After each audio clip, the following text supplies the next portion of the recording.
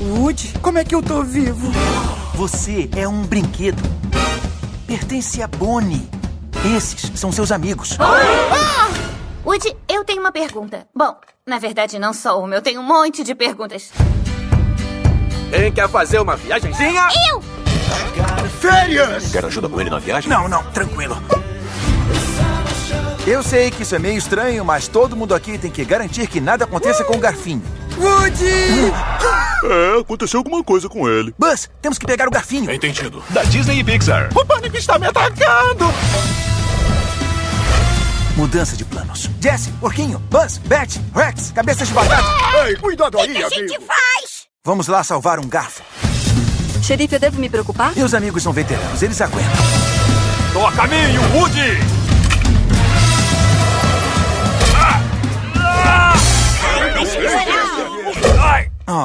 Em breve. Tem um brinquedo perfeito pra isso.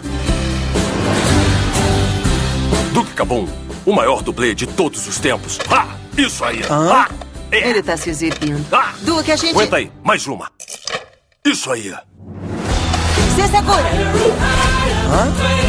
Novos amigos. Woody vai me salvar. Eu conheço aquele cara a minha vida inteira. 2 dias. Pedem novas aventuras. É assim que a gente é? Por dentro? Não é mais fofo. A gente tem que achar a mãe. A Bonnie precisa do garfinho. Xerife Woody, sempre chegando pro resgate. Vai ser um salto e tanto pra você e pro Duke. Pra mim?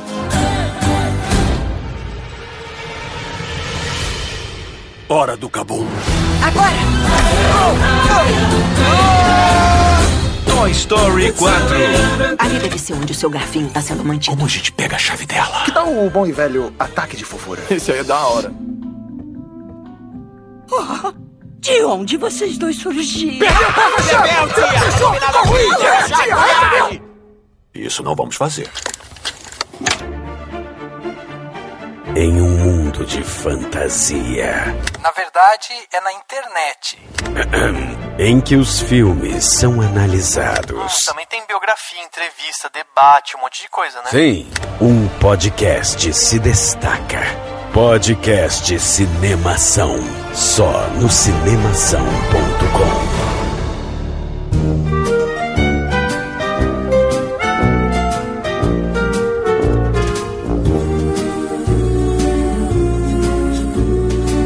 Seja bem-vindo ao podcast Cinemação 325. Eu sou Rafael Arinelli e faltou comandos em ação, hein? Faltou. Oi, gente, eu sou a Marina e Beth? O meu também é Beth.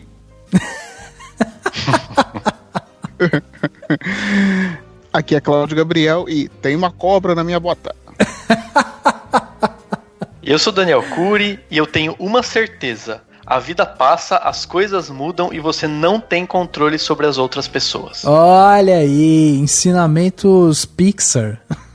Ensinamentos Toy Storísticos. Toy Storísticos, exatamente. Muito bem, meus amigos, estamos aqui nesse podcast 325 para falar aí sobre o 4º filme de Toy Story, né? O filme que chegou quando todo mundo achava que não precisava mais, que não precisava ter Toy Story 4, porque tinha fechado tão bem no 3 e tal, e de repente a Pixar vem e fala: ô pessoal, vamos fazer um 4º filme aí, se preparem. E aí, quando eles lançam, né, a gente sai correndo pra ir pro cinema pra assistir, porque realmente é um filme que mexe tanto com a nostalgia, né, de quem já acompanha a tua história há tanto tempo e tal, como também mexe com a vontade de ver brinquedos ganhando vida de crianças e tal hoje em dia, né? Então muito bacana a gente ter essa experiência e hoje nós vamos bater esse papo sobre Toy Story 4, lembrando você que tá aí que vamos ter spoiler, né? Então você que tá aí, não viu o filme, não quer tomar spoiler, não quer saber o que acontece, não quer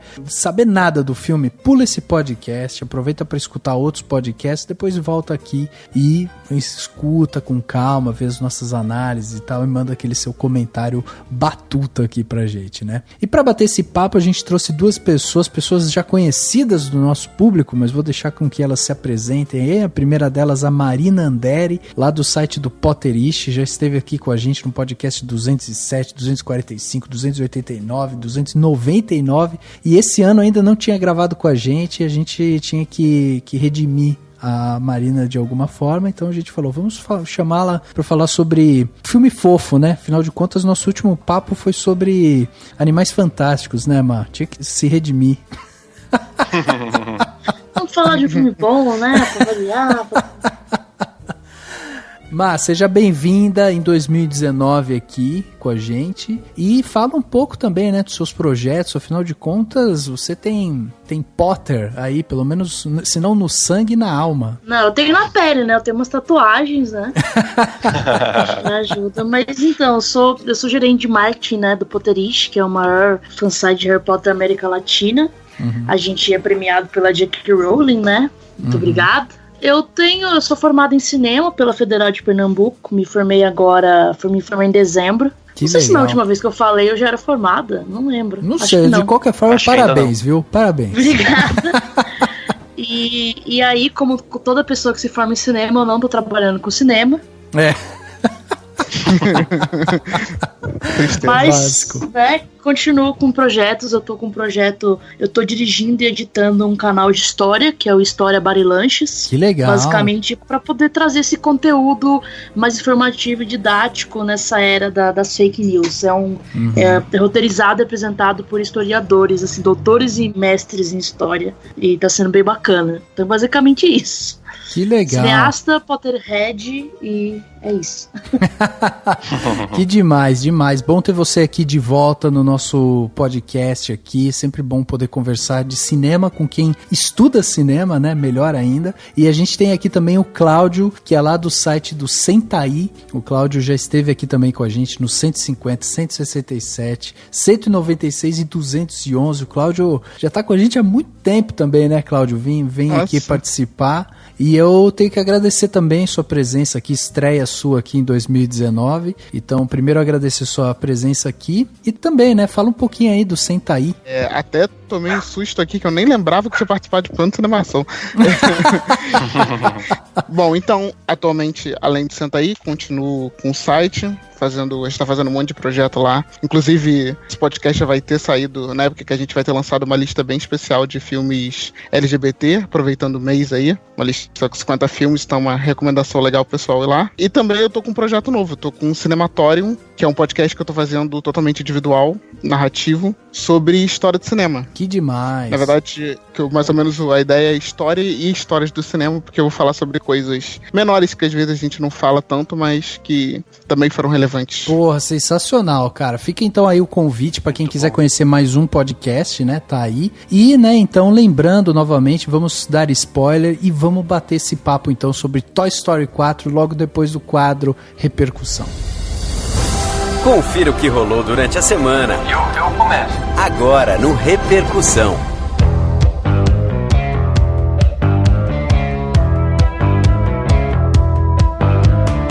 Eis que a gente parou aqui, né, para falar um pouco sobre Toy Story 4, né, voltar aí à nossa infância. Afinal de contas, é um filme aí que saiu há 25 anos e a gente tá voltando aqui para falar agora dessa continuação. E é sempre bom, né, a gente quando fala de um filme assim que mexe com a gente lá na nossa história, é sempre bom quando a gente recebe o comentário de vocês aqui falando o que vocês acharam sobre essa continuação. Então você que tá aí, que escuta o nosso podcast, que quer participar dessa discussão, envia seu e-mail para contato@cinemação.com. Você manda esse e-mail pra gente, a gente separa e lê ele aqui. Se você não quer mandar e-mail, você também pode acessar o nosso site, né, o cinemação.com. Lá você vai encontrar o post desse podcast e tem lá o lugarzinho dentro do post para você deixar o seu comentário. Então é super fácil, super tranquilo. E também dentro do nosso site você vai encontrar posts, tem muitos posts de vários autores lá diferentes. Por exemplo, recentemente o Dani publicou lá um texto chamado Dor e Glória, um repensar da vida e da arte. Aí, o texto que o Dani escreveu recentemente está fresquinho lá. Tem também um post lá que o Henrique Risato escreveu, né? O Henrique que vira e mexe grava aqui com a gente, escreveu falando sobre o Dave Bautista, ele falando, né, sobre a nova adaptação de Duna em entrevista, muito legal também.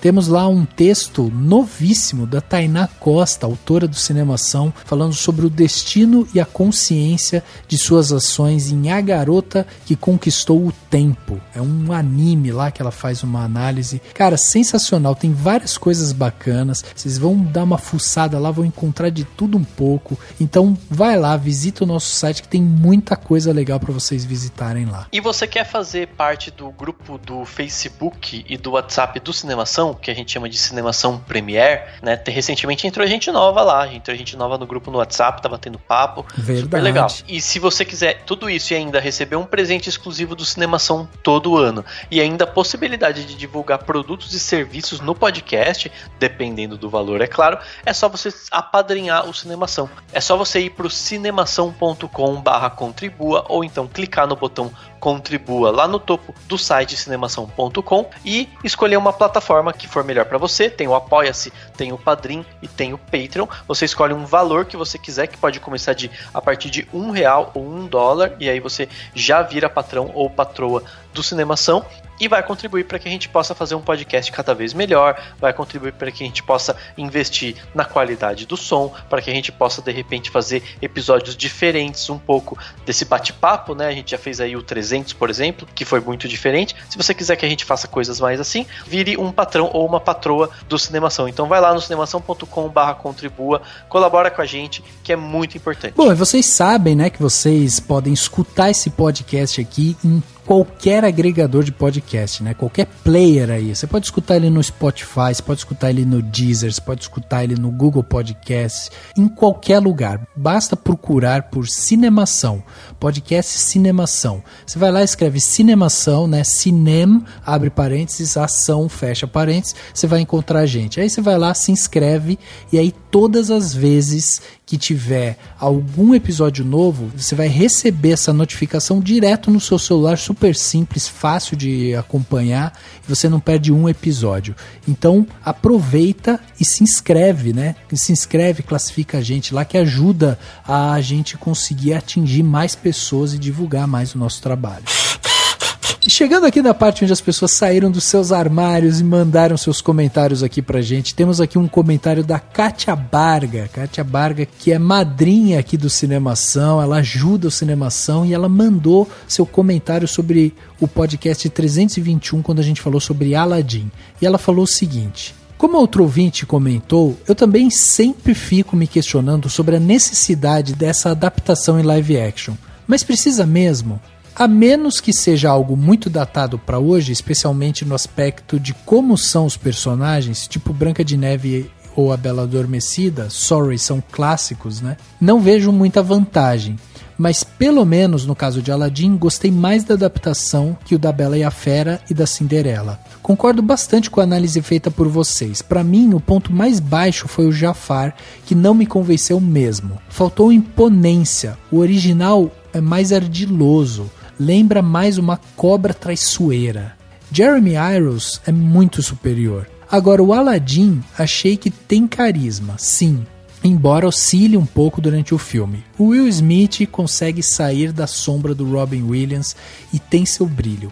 Mas como vocês bem mencionaram, o destaque do filme é a Jasmine, com muitas melhorias. Sua história foi muito bem atualizada, faz sentido, a atriz está ótima e o momento da música dela é bem emocionante, pelo menos foi pra mim. Adorei a dama de companhia dela, a Dayla, bem divertida, boa química em todas as interações que ela faz. Visualmente é bem bonito, também adorei o figurino, mas as sequências de ação me parecem meio deslocadas da música. Inclusive, não sei se de propósito ou por alguma falha na filmagem. Na sequência da fuga inicial tem claramente passagens que foram um pouco aceleradas, corridas e andares bem estranhos. A música do Gênio me pareceu com menos vigor que a original. Parecia que tinha um freio de mão puxado, mas o número de entrada do príncipe ali na cidade também achei ótimo. Logo teremos Rei Leão e acho que vai ser ótimo. Pelo menos pelos trailers promete um espetáculo. Olha aí, se a gente já teve aqui um ouvinte que achou, né, que Rei Leão de repente vai ser uma decepção, a Kátia já tá com outro sentimento, mesmo achando que Aladdin não é tudo isso, né? Mas ela ainda tá com esperança.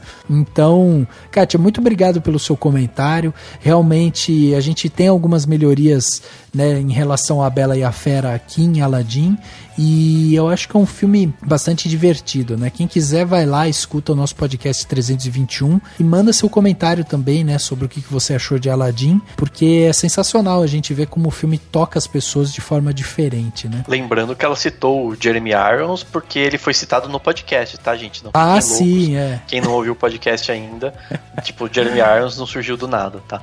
Exato. E eu tenho um comentário rápido do Tito. Ele comentou também sobre o Aladdin, sobre o 321, o podcast, e ele falou assim, ó: gostei do episódio e só com a ajuda de vocês consegui compreender por que fiquei tão incomodado no início do filme e a partir de certo ponto passei a me divertir. Nem senti passar as 2 horas de filme. Um dos poucos live action que gostei de assistir, não me arrependi de ter pagado o ingresso. Sensacional, adorei o comentário do Tito. E é isso, que bom que tem gente que gosta, tem gente que não gosta, faz parte, é assim a vida.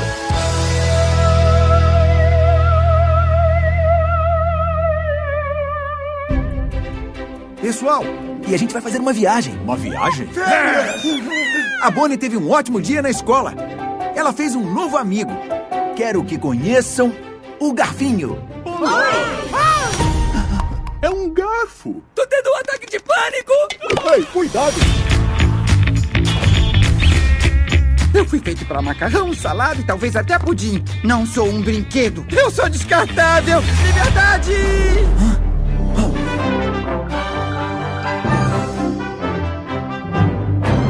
Chegava nos cinemas no dia 20 de junho de 2019 o 4º filme do Toy Story 4, né? Esse filme que veio aí reaviver pra gente, né? O nosso querido Woody, nosso querido Buzz, e a gente teve aí esse calorzinho no coração, né? Afinal de contas, Toy Story ele tá na história das animações, né? Afinal de contas, a Pixar praticamente fez o seu nome em cima do lançamento de Toy Story, inclusive ganhou notoriedade no mercado, sendo mais pra frente comprada pela Disney, e Toy Story tá no cerne da Pixar. Então é interessante da gente ver como o filme ele aparece justamente no momento e com uma história que se mistura um pouco ali com a história da Pixar também. O filme que foi feito aí com cerca de 200 milhões de dólares e na sua primeira semana aí de estreia o filme já faturou 279 milhões de dólares. Então é um filme que já está bem pago e começa aí, né, a dar o lucro, já chegando aí praticamente a 100 milhões de lucro que o filme tá dando. Dan, diz pra gente, Toy Story 4, filme aí que volta a contar histórias de personagens tão queridos,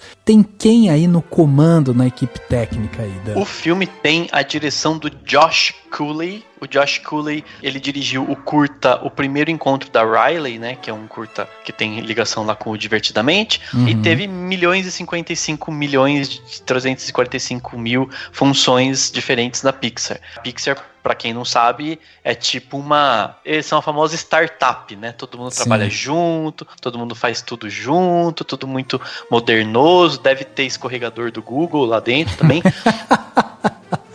Escorregador da Disney, Dani, por favor. Da Disney, enfim, tudo igual. Tudo manda na gente. E aí, o Josh Cooley, então, tá estreando na direção, né, depois de um curta, mas ele já trabalhou tanto tempo na Pixar, então provavelmente tem muita experiência em várias áreas, né, na área de arte, de histórias e de roteiro, etc. O roteiro desse filme é do Andrew Stanton. O Andrew Stanton é o cachorro velho lá da Pixar. Ele fez o roteiro do Vida de Inseto, do Procurando Nemo, de todos os outros Toy Stories, do Wall-E e muitos outros. E também é assinado pela Stephanie Folsom. A Stephanie Folsom é uma roteirista que não tem tantas coisas no currículo, né, ainda, mas ela fez a série de animação Star Wars Resistance, que é uma série de animação que já foi lançada. Na trilha sonora tem o Randy Newman, que ganhou o Oscar pela trilha sonora do Monstros S.A., que ganhou o Oscar pela canção do Toy Story 3, que eu nem lembro qual é, mas não é o You Got a Friend in Me, porque o You Got a Friend in Me é lá do primeiro, mas enfim, é um grande músico e tudo mais. A montagem desse filme é do Axel Geddes, ou Geddes, né? Ele fez a montagem de vários curtas da Pixar, participou do departamento de montagem em quase todos os filmes e fez a montagem do Procurando Dory. Ou seja, ele está assinando montagem há menos tempo do que, enfim, alguns montadores de outros filmes da Pixar, mas está lá também na startup há muito tempo. O design de produção, que eu acho que vale a pena citar desse filme, né, que é muito maravilhoso pelos detalhes, é do Bob Pauly. O Bob Pauly fez o design de produção de todos os outros Toy Story, do Carros, o primeiro filme Carros, e na área de arte da Pixar também fez todos os outros filmes praticamente. E no elenco original, né, obviamente que a maioria das pessoas vai acabar vendo a versão dublada, mas no elenco original a gente tem as vozes do Tom Hanks, do Tim Allen, da Annie Potts, da Christina Hendricks, da Madeleine McGraw, que é uma menininha que faz lá a Bonnie, né, super fofinha também. Tem o Keegan-Michael Key e o Jordan Peele, né, fazendo os brothers legais lá dos Coelho e o Patinho lá, engraçados. E o Keanu Reeves fazendo o nosso cara lá da motocicleta branquinho lá, que também é engraçado. Sensacional. É legal da gente mostrar para as pessoas que, por exemplo, o primeiro filme do Toy Story chegou em 95, né? Então a gente tá falando aí de um filme que completou 10 anos em 2005, completou 20 anos em 2015 e agora tá praticamente completando aí quase 25 anos, né? Chegando a 24 anos que Toy Story foi lançado. Ou seja, você que foi assistir Toy Story no cinema, sim, você está velho. Vamos começar estipulando isso. A segunda coisa é a seguinte, o primeiro e o segundo filme foram dirigidos lá pelo John Lasseter, né? Que é o cara, a mente criativa lá da Pixar. O cara que foi responsável por criar a história e tal, né? Moldar a história. Não, e que foi expulso, né, da Pixar. É, ele teve lá alguns problemas, né, na Pixar agora, mas a grande questão é assim, é o cara que era a mente criativa lá. Quando foi lançado o Toy Story 3, em 2010, o filme já foi pra mão do Lee Unkrich, que é um cara que tá lá dentro, né, da fórmula Pixar, de conduzir o trabalho e tal, e existia um certo temor, porque ninguém sabia exatamente assim, mas será que o Lee Unkrich vai conseguir fazer o mesmo trabalho que o John Lasseter fez, eu não sei o que, lá. Ele entregou uma história muito bem produzida, densa e que dava de uma certa forma um fim a Toy Story, né? E aí quando a Pixar anuncia, quase 10 anos depois, que teríamos aí um Toy Story 4 pela mão de outro diretor novo, né, também, né, o Josh Cooley, surgiu de novo esse mesmo questionamento. Será que o filme vai ter a mesma profundidade e tal? Porque tinha finalizado bem, não precisava de um quarto filme e tal. E aí eles chegam aqui agora com essa história que, pra quem não assistiu o filme e tá aqui com a gente, vou dar uma rápida sinopse. Ele conta lá a história, né, o Woody, ele tá morando na casa da pequena Bonnie e ele tá lá vivendo com ela e ele é apresentado a um brinquedo que ela construiu, que é o Forky, que é baseado num garfo de verdade, né? O Forky, ele acaba ganhando um posto aí de brinquedo favorito ali e tal, e isso não agrada muito o Woody, que sempre foi o centro das atenções. E aí o Woody se sente na obrigação de, como o Forky é o mais querido ali dos brinquedos, ele precisa manter o Forky perto da Bonnie para que ele conduza ali, né? Ele tem aquela missão de que ela seja feliz. E aí ele, nesse trabalho de ficar em cima ali do Forky, ele tem que ficar impedindo com que o Forky fuja de casa, até que um dia a gente volta para aquela história que o Toy Story ele sempre gosta de contar pra gente, que é aquela história, né, de busca, de o Forky foge, o Woody tem que ir atrás e tem que resgatar o Forky e tal e tudo mais para voltar pra Bonnie e aí viver essa aventura que envolve, né, um pouco dessa missão dos brinquedos. E a gente tá falando de um filme, como eu falei, né? Um filme que a gente tinha visto há 10 anos atrás e agora a gente tá vendo esse filme novamente e muita coisa mudou, principalmente na parte de tecnologia. Então eu já queria começar destacando que eu fiquei maravilhado realmente com a direção de arte desse filme, com toda a parte de tecnologia, textura, 3D e tal. Tem momentos ali assim que você vê, tipo, o brilho do Woody é diferente do brilho da Beth, assim. É uma coisa, tipo, totalmente diferente, assim, as texturas. É impressionante, campo de profundidade, sabe? O Woody em primeiro plano, o fundo atrás. É incrível incrível o ponto que a Pixar tá chegando com essa tecnologia. Eles melhoraram a tecnologia pra mostrar o quanto eles são pequenos, né? Porque Sim. claro que sempre foram e a gente sempre viu que eles estavam num cenário grande, mas antes não passava tanto a sensação de grandiosidade, né? E dessa vez eles conseguiram, acho que até pela textura, pela forma de sombra, provavelmente por lente, alguma coisa do tipo, por emular a lente de uma câmera e tal, eles fizeram com que dá uma sensação de você falar, nossa, eles realmente estão, tudo pra eles é muito grande, tipo, um quarto é uma beleza de si, né, um lugar grande pra se viver e tal, o quarto de uma criança e tal. Então isso que é muito legal, eles conseguiram aumentar essa sensação, e o que colabora inclusive até para a narrativa, porque ele aumenta a sensação de pequenez desses personagens, do quanto eles são frágeis, que é uma das grandes mensagens eu acho, do Toy Story, que é a do quanto a gente, né, óbvio que a gente enquanto se identificando com os personagens brinquedos, é frágil diante da vida, é frágil diante dos acontecimentos, é frágil diante do tempo que vai acontecer, das coisas vão acontecer, e você não tem o que fazer quanto a isso, né? Eu acho que isso aumenta ainda mais a sensação. Vocês não tiveram também a sensação de que desde o começo, quando ele vai te reapresentar o Andy, sabe, o filme já começa com um quê nostálgico, assim, que ele dá realmente a sensação desde o começo de que o filme ele vai te trazer alguma coisa que vai ter uma ruptura ali. Então ele já é um prenúncio, assim, porque ele vai te lembrar do Andy, ele vai te lembrar do Andy passando pra Bonnie, da relação, né, do Woody justamente com o Buzz e tal. Então, tipo, meio que você vai revivendo tudo aquilo, e logo na primeira cena, nos 10 primeiros minutos ali, você já tem o primeiro estranhamento, que é, cara, o Woody tá sendo deixado no armário, tipo, ele não é mais o brinquedo favorito, tipo, todo o conceito principal de Toy Story, que é em cima da vida do Woody e tal, ele é rompido. E aí, a partir do momento que a gente é apresentado pro Forky, o Buzz também, ele ganha um papel coadjuvante que também tem um certo estranhamento ali, né? Porque o Buzz era o Buzz, ele era o companheiro ali, o braço direito do Woody e tal. E ele foi perdendo relevância e tal, então tudo parece que começa a ser montado de uma maneira que ele fala assim, vai haver uma ruptura, algo aqui vai mudar, sabe? Eu acho que, assim, eles não colocaram só o flashback do Andy só pra mostrar um negócio da Beth, né? Realmente era... Porque realmente é algo muito importante, esse apego que ele tem ao Andy, essa coisa, porque nada vai ser igual a essa primeira criança, né? Nada. Independente de qualquer coisa que aconteça. Além de também situar, né? Quem não viu os filmes anteriores ou esqueceu ou alguma coisa, já situa com a situação, que até mostra a cena do Andy passando, né, os brinquedos pra Bonnie. E uma coisa que eu achei interessante também é que é um reflexo dos tempos, né? De certa forma. O negócio dela deixar o Woody no armário e pegar o negócio de xerife e colocar na Jessie.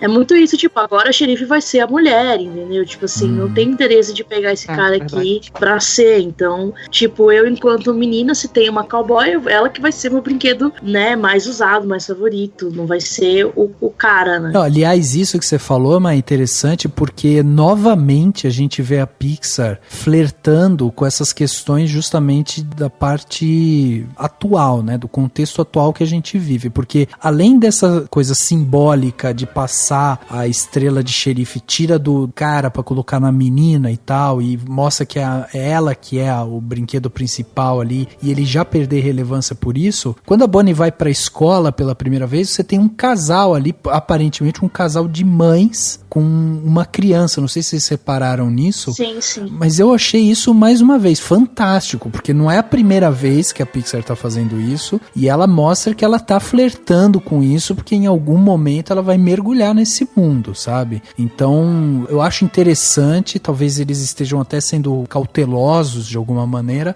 mas eu acho interessante da Pixar ela realmente se posicionar de uma maneira onde ela vai atualizando esse contexto, né? Até porque o Woody, ele é um brinquedo antigo, né? Quando ele fala, inclusive, do Andy, ele vai lembrar o Andy, Andy, ele fala, não, o Andy já entrou pra faculdade e tal. Meu, o Andy já passou, já foi, já é outra coisa. E o Woody é um brinquedo já antigo. Então, ele tá também, né, vivendo e passando por um contexto social que aparentemente é atual, e a Pixar, ela precisa encaixar esse contexto na história do brinquedo. A própria figura do cowboy é um negócio antiquado, né? Um negócio que remete a algo bem machista, etc. Então, lembrando, se você for rever lá o primeiro Toy Story, e é fácil porque tem no Telecine Play, tem tudo quanto é lugar, na Netflix e tudo mais, se você for rever o primeiro, você vai ver que tem umas piadas que já hoje não são mais engraçadas, tem umas referências que não conversam com as mudanças que a gente tem visto, né?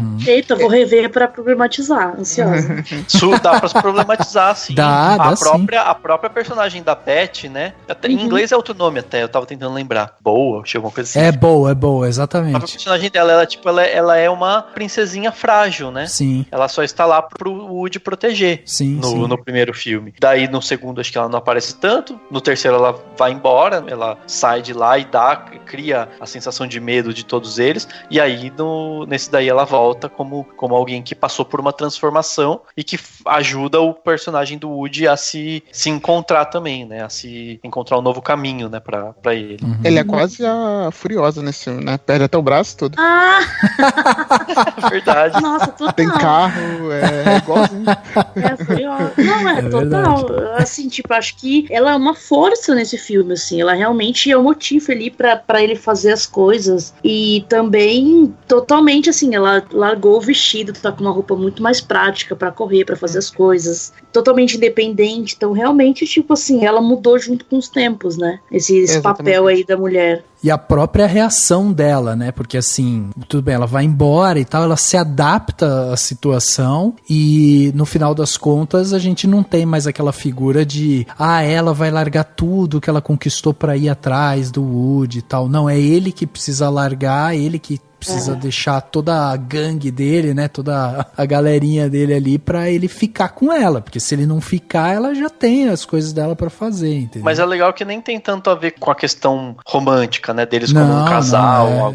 É uma questão que, assim, deles se encontrar, né? É que assim, tem, mas é porque eu fiquei pensando, né, sobre isso. É que tem, tipo, eles são claramente, né, eles tinham um romance e agora se reencontram e vão reatar esse romance, só que, sei lá, eles são brinquedos, eu acho que seria meio esquisito, né? Realmente, acho que não tem cabia. Tem um romance ali no ar, até porque tem momentos ali que eles deixam bem claro, tipo, o Woody, ele fica olhando pra ela, né, enquanto ela tá vendo as luzes e tal, então existe ali toda uma questão romântica e tal, só que realmente, eles preferem não se aprofundar tanto nisso. Eu fiquei torcendo, sabe, puta, pelo amor de Deus, me dá um beijo, não me dá um beijo agora, porque senão realmente ia ficar um negócio muito esquisito. Mas eu achei ótimo, assim, que tudo bem, eles fazem essa questão meio romântica ali, mas o fato realmente deles tentarem posicionar agora o filme num contexto social muito mais propício, eu achei que foi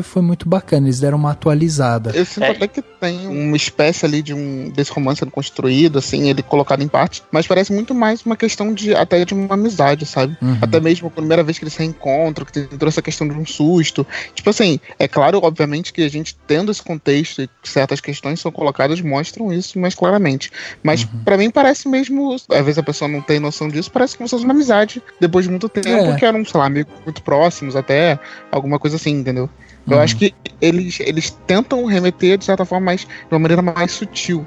E até nessa questão dos próprios brinquedos, eu tava pensando muito nisso também em relação aos personagens principais, os brinquedos principais da trilogia, né? Geralmente estão, além do cowboy, ele também tá relacionado, por exemplo, ao astronauta, né? Que é um negócio totalmente meio que brinquedo de menino. Aí você tem um dinossauro, que também geralmente acaba sendo associado a um brinquedo de menino. Você tem carrinho, você tem diversos negócios que acabam sendo colocados como questões masculinas e que, como se fosse, né, a personagem nesse filme, ela tem outras importâncias, os personagens não são totalmente conectados e, ao mesmo tempo, eles estão conectados dentro de um universo que ela tem brinquedos pra ela que são mais interessantes, né, como falou propriamente da Jessie e também dos brinquedos que ela tem de infância. Então, eu acho interessante esse negócio que ele vai pincelando como se fosse mesmo uma nova realidade e uma nova personagem tá se importando com outras coisas, né? Por que eu tenho que ser um brinquedo? Precisa entender a sorte que você tem. Você é o brinquedo da Bonnie. Hã? Quê? Me carrega. Não. Para uma nova aventura. Vamos lá! Nossa, como eu vou encontrar o Woody? Valeu, voz interior! Ao infinito e além!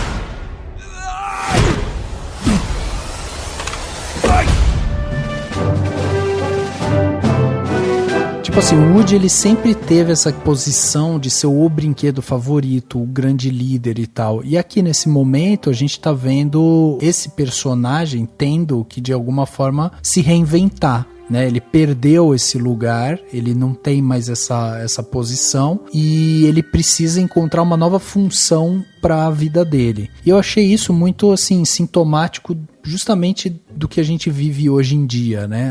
Essa busca pelo nosso ideal, a busca por algo que a gente realmente acredita, ou que a gente sinta que faça parte ali e tal. E aí eu acho também que faz parte, inclusive, porque como eu falei, o Woody, ele é um brinquedo mais antigo. Ele é um brinquedo que esteja muito mais ligado a crianças justamente da idade da Bonnie do que uma criança um pouco mais velha e tal, como era o caso do Andy, porque o Andy me dá a sensação de que ele era uma criança um pouco mais velha do que a Bonnie, né? Mas essa coisa também de você envelhecer, de você passar pelo tempo, de você, sabe, ir cumprindo uma função e de repente você ser desligado daquela função e não saber direito mais o que você tem que fazer, até que realmente você perceba que você tem que buscar um ideal que seja algo bom pra você e tal. Eu acho que isso tudo é muito sintomático da nossa vida, da vida profissional, da vida pessoal, de tudo que a gente vive. Sim. Porque realmente é uma questão de busca pela própria felicidade, né? E mais, Rafa, eu digo mais, aproveitando que o Claudio citou o Mad Max,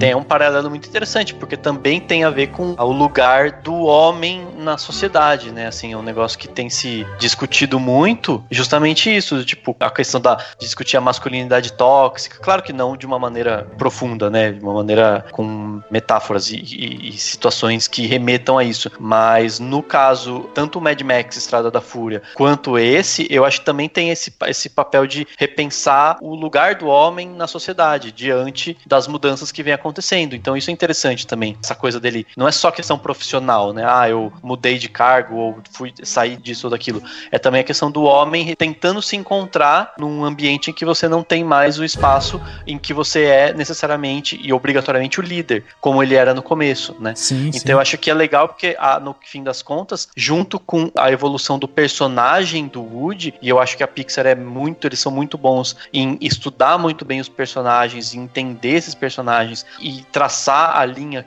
de evolução deles. Junto com isso, a própria série do Toy Story também caminha nessa evolução junto com as discussões da sociedade, né? Mesmo que de maneira muito sutil e obviamente mantendo aventura para crianças, sendo uma animação voltada para crianças, mas ela se mantém muito nesse sentido, né? Então ele começou lá como líder, como um cowboy, né? Ele era tipo o brinquedo preferido. Ele foi aprendendo que a vida não é tudo, que não é aquilo tudo, que ele tem que dividir com o astronauta primeiro esse protagonismo. Aí ele vai vivendo situações que fazem com que ele entenda que o mundo muda, as coisas mudam, as pessoas crescem. Esse excesso de lealdade com a criança, em algum momento, vai se transformar numa frustração, né? Porque ele vai acabar perdendo. Ele aprende com tudo isso e aí aqui ele encontra um novo lugar para ele.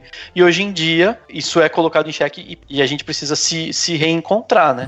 Só para citar um caso recente na internet, tem uma menina gamer que sofreu um monte de problema porque ela fez uma afirmação sobre homens e a comunidade gamer, que é super tóxica, se revoltou absurdamente, a coitada perdeu patrocínio por causa disso. Então, quer dizer, tanto isso acontece que tem gente que fica mordidinha, que tem um monte de homem que realmente se sente acuado por isso, porque não sabe repensar o seu lugar na sociedade. E aí esse tipo de coisa acontece, essa resistência, né? Esse machismo exacerbado de certas pessoas, que a gente não precisa citar nomes políticos, mas tem a ver com isso, entendeu? Exatamente. Então, mas você vê que tem essa interpretação que eu acho ótima, essa que você fez, mas eu acho que também existe a questão humana, né? Porque quando quando você conversa também com pessoas mais velhas, idosos, por exemplo, uma das questões mais complicadas que você tem é justamente a pessoa ela se reencontrar dentro das suas funções, né? Pessoa que estuda, que vira médico, por exemplo, e depois acaba envelhecendo, para de, sabe, fica, não dá mais consulta, não atende mais ninguém e tal. A pessoa ela perde uma função. E aí a perspectiva de vida dessa pessoa, como responsabilidade também, ela some, né? A pessoa acaba tendo... A única perspectiva de vida dela a partir de então é sobreviver. E é interessante quando você vai assistir o Toy Story, pensando por essas óticas que a gente tá trazendo aqui, porque você vê, né? Quando o Woody, ele tá tendo que tomar a decisão dele de... Ou ele vai embora, né? Volta lá pros brinquedos, ele volta pra Bonnie e tal. Na hora que ele tava assim, sabe, meio que decidindo, se despedindo, indo e tal, eu ficava pensando, cara, por que você vai voltar, meu? Você já não é o brinquedo favorito, você vai ficar lá pra ficar trancado no armário, sabe? E eventualmente sair pra encontrar os outros. Tipo, esse ciclo em algum momento vai ser rompido, sabe? Não adianta ter essa continuidade, você precisa procurar um novo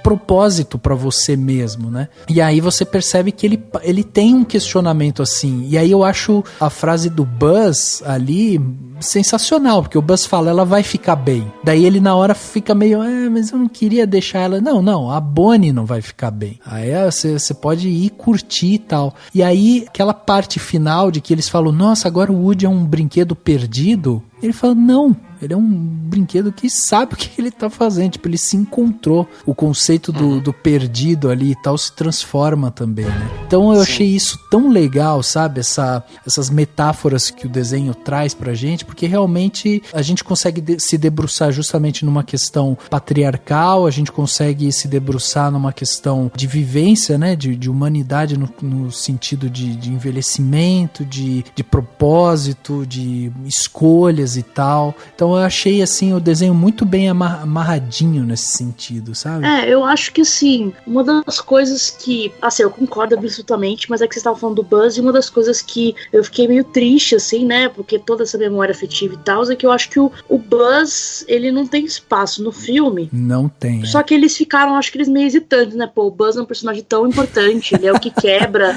a barreira no primeiro filme, ele é o que lidera o rolê de ir atrás do Woody no segundo, tipo, ele é muito importante. Mas aí eles acabaram, em vez de deixar que nem os outros brinquedos que ficaram lá, eu acho que ele até podia ir atrás do Woody, não, mas aí eles fizeram um rolê de uma piadinha, né, sobre a voz interior, que não serviu pra nada, e também acho que reduz o Buzz, tipo assim, ok, ele não é muito inteligente, mas também não é pra tanto, né, eu acho que... Né?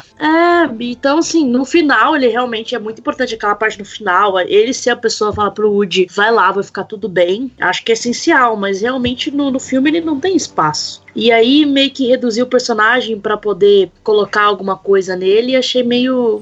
Achei desnecessário, assim. Porque eles já fizeram bastante, né?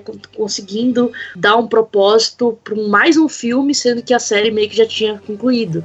Mas essa parte aí eles não conseguiram, eu acho. Levaram tanto em consideração o arco do Woody ao longo de todos os filmes e esqueceram do arco do Buzz. Então o Buzz acabou sendo... Tipo, parece que eles esqueceram de tudo que ele viveu antes, né? Eu nem acho que é uma questão de esquecimento, sabe? É como eu falei meio que no começo, assim. A sensação que eu tenho é que eles desde o começo, eles estão tentando trazer uma mensagem pra gente do tipo, olha, a história ela vai mudar. Vocês vão sentir uma mudança aqui, entendeu? Porque a partir do momento que em 15 minutos eles já estabelecem que o Woody não é o principal, existe um brinquedo que é feito de lixo, que a menina gosta mais do que o Woody, sabe? Tem toda aquela questão lá eles já estabelecem, olha quem é essa persona do Woody, quando mostra ele indo resgatar lá um brinquedo que tá perdido, trazem a memória do Andy novamente pra gente e tal. Então é tudo muito nostálgico por um sentido de dizer assim, olha, as coisas aqui vão ter que mudar. Para essa série andar, ela vai ter que mudar. Então a gente vai ter que deixar o Buzz em segundo plano, o Woody ele vai perder a relevância para as crianças em si, porque ele precisa procurar a relevância dele para com ele mesmo, entendeu? Então eu acho que são mensagens que vão trazendo pra gente que realmente vão, assim, dando uma antecipação do que tá por vir mesmo, sabe? E aí eu até acho, eu concordo com isso que a Má falou, que nesse sentido de, ele fica lá só apertando a voz interior dele ali e tal. Eu achei que a piada funciona no começo, mas depois, tipo, a repetição da piada você fica meio, tá bom, gente. Seria um mínimo arco se ele, tipo, passasse a ouvir realmente, né? Tipo, ele passasse a refletir sobre essa tal voz interior e aprendesse a seguir os instintos, algo do tipo. Né? E pra mim, essa questão toda, e já dando uma opinião aqui um pouco impopular, porque eu não gostei tanto assim do filme, mas ela gera o maior problema, assim, de relação a que o filme ele parece muito perdido pra que caminho ele quer ir. Pelo menos eu senti muito isso. Eu acho que ele tem 1 milhão de arcos desses personagens novos. Ele tenta trazer esse arco todo do Woody. Ele tenta trazer mini arcos dos personagens antigos. E aí é uma questão muito do que vocês estão falando, desse lado de ok, a gente precisa seguir em frente, a gente precisa trazer novos personagens, a gente precisa buscar essa nova identidade pra série, mas ao mesmo tempo a gente não pode esquecer o antigo. Então fica com o lado de eu não sei pra onde eu quero ir muito bem, tanto que os personagens antigos eles aparecem em determinados momentos como se eles estivessem realizando alguma coisa, só que em nenhum momento isso tá sendo realmente mostrado, em nenhum momento isso tá sendo falado, e aí do nada o Buzz aparece em determinado lugar, e aí do nada ele tem uma fala, tem uma certa situação, e aí do nada ele desaparece. E aí o Woody tem determinada situação, e aí desaparece. E aí o personagem novo tem determinada situação, e desaparece. Tanto que, por exemplo, muitas pessoas estavam falando comigo, eu vi o filme ontem, né, e aí o pessoal tava reclamando comigo por eu não ter gostado tanto, e o pessoal falando muito em relação ao personagem do Garfinho, eu não sei nem como é que é em inglês, né? É Fork, Fork. Então, e o personagem novo e tal, e aí eu achei até legalzinho, assim, engraçadinho, bem, mas parece bastante infantil, assim, né, essa ideia e tal. Nem vi como um problema, mas em determinado momento, toda a questão que você tá colocando em cima desse personagem simplesmente desaparece. Ele tá muito bem lá com a Gabi, né? Ele tá muito bem com ela ali naquele momento que eles estão tendo a primeira conversa, logo que ela rapta ele. E simplesmente eles têm a conversa e o arco dele desaparece. Não sei se você percebeu isso. O arco dele simplesmente desaparece, depois ele volta e ele simplesmente vira um personagem de reação. Ele tá reagindo a tudo que tá acontecendo. É bem, querendo exemplificar, mas nessa questão mesmo de começa a encher muito de arcos e não sabendo muito bem pra onde vai cada um. Eu acho que faltou muito um foco único. Determinada coisa vai ser seguida. A personagem da Gabi aparece no meio, ela aparece lá como se fosse uma vilã, né? Parece até um pouco o personagem do Toy Story 3, né? E aí tem essa reviravolta bem entre aspas, mas aparece uma reviravolta que acontece na cena seguinte. Eu senti muito que parece que falta filme dentro do filme, sabe? Falta realmente ter coisas pra acontecer. Parece que eles só são determinadas simplesmente questões que vão acontecendo, ok, isso aqui, e acaba. Eu senti muita tristeza, assim. Eu acho assim, eu concordo com a razão do Fork, ainda mais porque eu achei que haveria alguma questão a mais, de uma construção mesmo, pra ele entender o que é ser um brinquedo. Mas naquela conversa dele e do Woody andando pela estrada, ele já... beleza, eu sou o brinquedo, legal. Então, eu sou o lixo pra ela, então legal, entendeu? Tipo assim, e é isso, sabe? Depois, realmente, é só realmente o Woody indo atrás de resgatar ele de alguma forma. Não tem um desenvolvimento muito além. E eu acho que a questão do Buzz é principalmente porque eu acho que, assim, ele não tem um espaço no filme, vamos inventar alguma coisa pra ele, porque eu preciso vender brinquedo depois e ele é um dos principais. Entendeu? Acho que é um pouco isso, assim, porque realmente os outros estão muito bem não tendo espaço, entendeu? Tipo, o Rex, a Jessie, tá, às vezes estão ali, eles até fazem uma coisa ou outra, mas eles estão no lugar deles. Eu não sei realmente, assim, a sensação que eu tive do filme depois que ele acabou é que, apesar de eu ter gostado, eu ainda fiquei meio tipo, eu acho que é desnecessário, eu acho que não precisava, entendeu? Tipo, acho que por esses pequenos pontos, eu gosto muito da trajetória do Woody e onde ele terminou, e da Beth e tal, mas sabe, acho que ainda não consolidou o suficiente na minha cabeça. O próprio momento em que ele passa pra Jessie, né, a estrela de xerife, né, com quem diz, você vai ser xerife agora, eu vou ficar por aqui e tudo mais, é pouco colocado, porque por mais que tenha mostrado lá no começo que ela tirava, que a Bonnie tirava a estrelinha e colocava na Jessie, não existe uma construção de transformar ela numa líder ou algo do tipo, né, acho que também é uma coisa que ficou colada, né, e é justamente isso, é tentar colocar muita coisa de uma vez, né, e vocês falaram de ter mais história, ao mesmo tempo talvez ter mais história seja um termo correto, mas seria legal, assim, teria-se mais história com menos história, né, se eles tivessem simplificado focar, né? Um pouco a trama, focado um pouco mais. Você sabe que eu não concordo muito com isso, assim, porque eu acho assim, ó, eu acho que Toy Story 4, ele não é melhor, por exemplo, que Toy Story 3. Eu me emocionei mais com Toy Story 3 do que me emocionei com Toy Story 4, por exemplo, mas mesmo assim me emocionei com Toy Story 4. A sensação que eu tive assistindo o filme é que ele é um filme quase que um filme de transição. Então, assim, a gente, na verdade, tá vendo um filme de transformação do Woody. O Fork é um personagem que ele é um personagem de reação mesmo. E ele precisa ser um personagem de reação porque a gente tá falando de um personagem que ele é montado a partir do lixo e que vai ter uma vida útil para a história como um todo, muito curta, porque a Bonnie, ela faz esse personagem e daqui a algum tempo ela já fez lá o outro, inclusive mostra, né, aquelas cenas, quase cenas pós-créditos ali,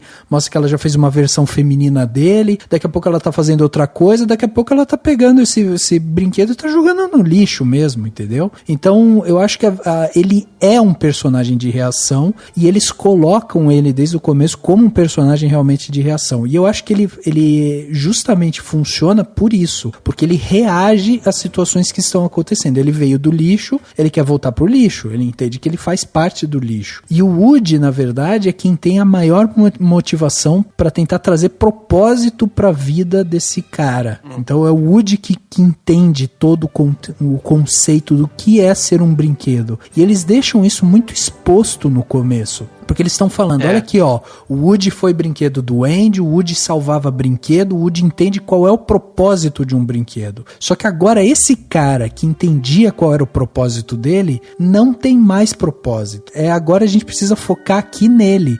Então assim, a gente não vai ver a história direito lá dos outros brinquedos, sabe, do Sr. Batata, do dinossauro, não sei o que, a gente não vai ver essa galera é toda coadjuvante, e a gente precisa ver o que vai acontecer com o Woody, entendeu? Qual é o novo propósito do Woody.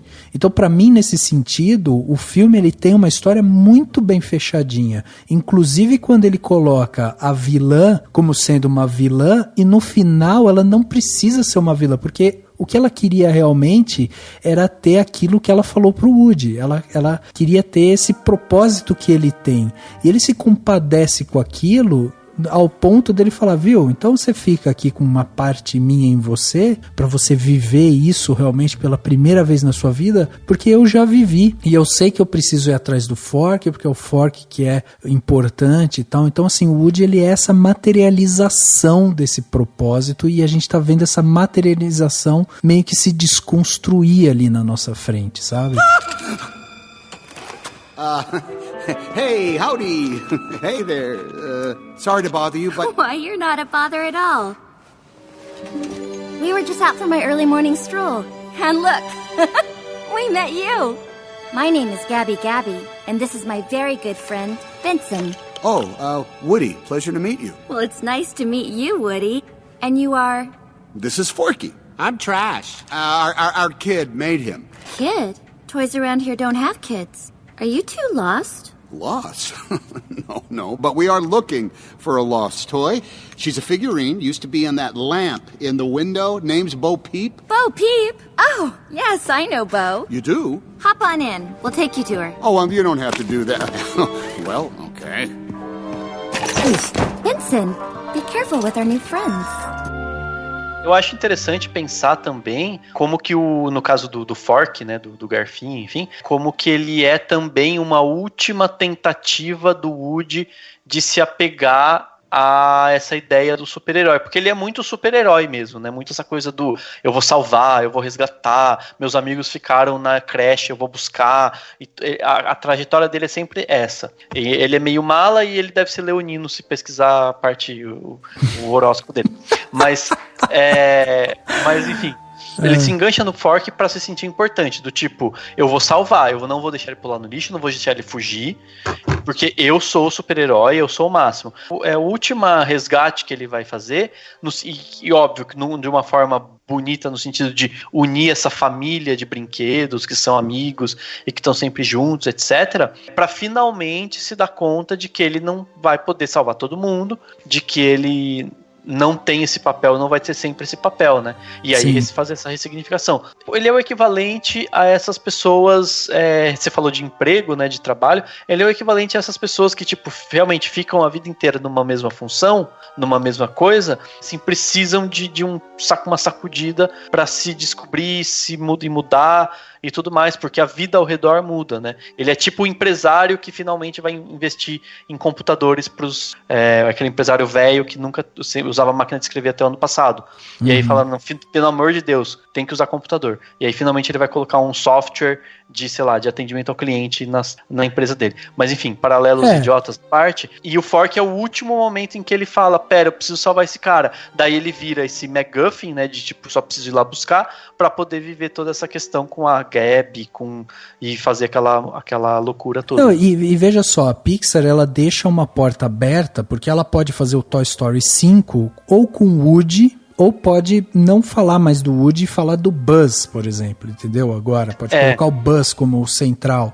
Então, assim, a Pixar, ela abriu novamente a porta do Toy Story. E se você for parar pra pensar no contexto geral de, tipo, estrutura de história, a gente tá falando de o cara que conduziu isso é o Josh Cooley, né? Que é o diretor lá. Que é o cara que tava ali também em Divertidamente. Em Divertidamente, quando a gente vai pensar nele, o que a gente tem? A gente tem lá a história da alegria, que ela também precisa voltar, ela tem que ter um propósito, ela precisa buscar alguma coisa ali, né, dos afazeres dela, tem que voltar para o grande propósito da vida dela, e ela tem ali do lado dela a tristeza, que é o contraponto dela. E aí é nisso que ela vai tentar meio que se equilibrar ali e tal. O Josh Cooley, ele trabalhou lá junto como storyboard e tal, Divertidamente. E a gente vê que ele vai tentar resgatar um pouco disso aqui no Toy Story. Por quê? Porque ele usa o Woody como esse grande personagem complexo, com tantas histórias, com tanta coisa ali por trás dele,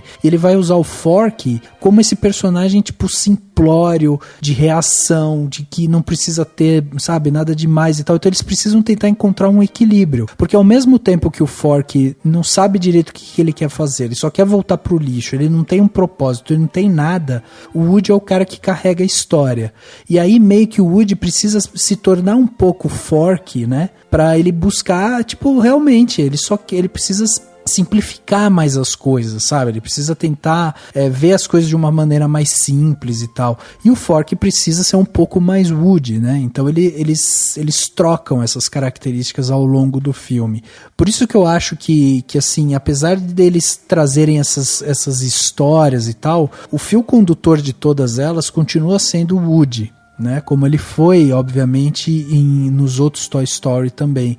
Mas aqui a gente tá vendo realmente essa desconstrução. O Woody sempre foi um personagem que necessitava da sua criança e tal. Eles brincam bastante com isso aqui, porque ele vai interagir muito agora com brinquedos que não tiveram crianças, nunca tiveram crianças, que gostariam de ter crianças e tal. E o Woody é esse estereótipo maravilhoso e tal, que foi o brinquedo de uma criança, que hoje é brinquedo de outra criança e tal. Então eles precisam desconstruir isso. Por isso que eu acho que o filme ele tem essa questão dele conseguir entregar de uma forma muito assim, sensível, realmente essa desconstrução.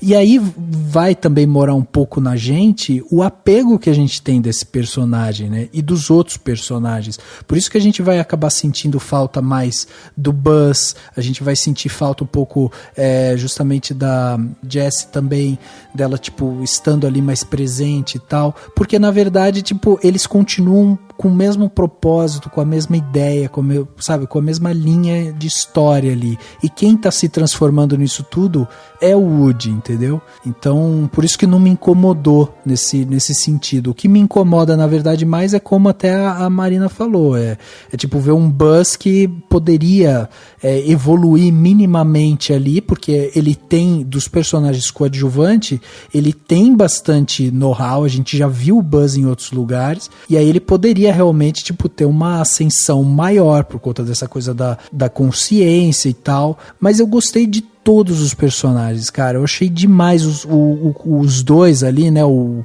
pato lá com o coelho. Eu achei os dois, assim, fantásticos. Animais, assim, o jeito como eles montaram eles.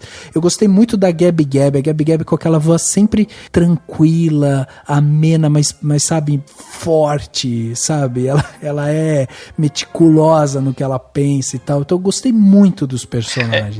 Eu acho que assim, tipo, eu concordo com a história do Woody. Eu acho que foi muito bem desenvolvido, mas ainda assim não deixa me incomodar o negócio do Fork. Nossa, é muito melhor falar Fork que Garfinho, né? É muito melhor falar. É que eu assisti em inglês, então... Eu vi em português, mas, enfim. Tipo, o Fork, eu acho que, assim, ele é um brinquedo de uma intelectualidade limitada, porque ele não foi criado para ser um brinquedo, né? Ele é um garfo. E aí, de repente... Então, ele tem um certo problema de... Enfim, inicialmente para falar, ele vai se... de personalidade também, ele vai se desenvolvendo, né? Mas é isso, eu acho que você não pega um brinquedo que tá numa crise existencial, ele acabou de existir, já tá numa crise existencial, e de repente larga ele, entendeu? Por mais que eu acho que ele tem o seu papel, que com certeza o Woody tá fazendo as coisas muito mais por ele mesmo do que pelo próprio Fork, muito mais pra se achar o seu lugar, eu ainda acho que, tipo, você é um personagem que, assim, tem brinquedo dele, foi super dito, ele é o que começa a história, então não podia ter sido deixado de lado dessa forma, na minha opinião. Mas, você consegue me exemplificar? Porque pra mim, assim, ó, eu acho que a função dele é bem cumprida justamente pela característica do personagem, como a gente falou, é um cara de reação, ele é um cara simples, né? Mas você consegue me exemplificar, assim, por exemplo, o que você acha que poderia ter que, de repente, amenizaria isso? Você acha que precisava ter mais tempo de desenvolvimento do Fork? O que precisava ter ali? Então, eu não sei exatamente se tem como exemplificar, porque é algo que simplesmente não tá lá, entendeu? Mas é porque ele entra lá na loja, e aí ele acaba sendo preso pelos capangas da Gabi. Ei, gente, Gabi Gabi é líder de uma gangue, né? É líder de uma gangue. Pô. Que nem o Lotus do outro filme, né? Tipo, eles repetiram um pouco, até aquela coisa do terror, né? De fazer referência a filme de terror. Assim, bem iluminado, né? Tem até toca trilha em um momento. Então, tipo, enfim, ela ainda é de uma gangue, por mais que ela queira muito ter uma criança, a pessoa, né, ninguém gosta dela, todo mundo, tipo, mano, não se mete com essa menina. Mas de qualquer forma, então eles prendem lá o Fork e o Woody sai. Então, tipo assim, o momento é dela desabafando com o Fork, que na verdade é pra poder é expositivo, né, pra você saber por que ela quer a caixinha e tudo mais. E aí ele, como ele realmente tem um intelecto limitado, ele fica, legal, minha amiga, e fica lá de boa. E é isso, entendeu? Tipo assim, realmente, não é que eu esperava que o Fork tivesse algum questionamento sobre isso. Ele não tem essa capacidade.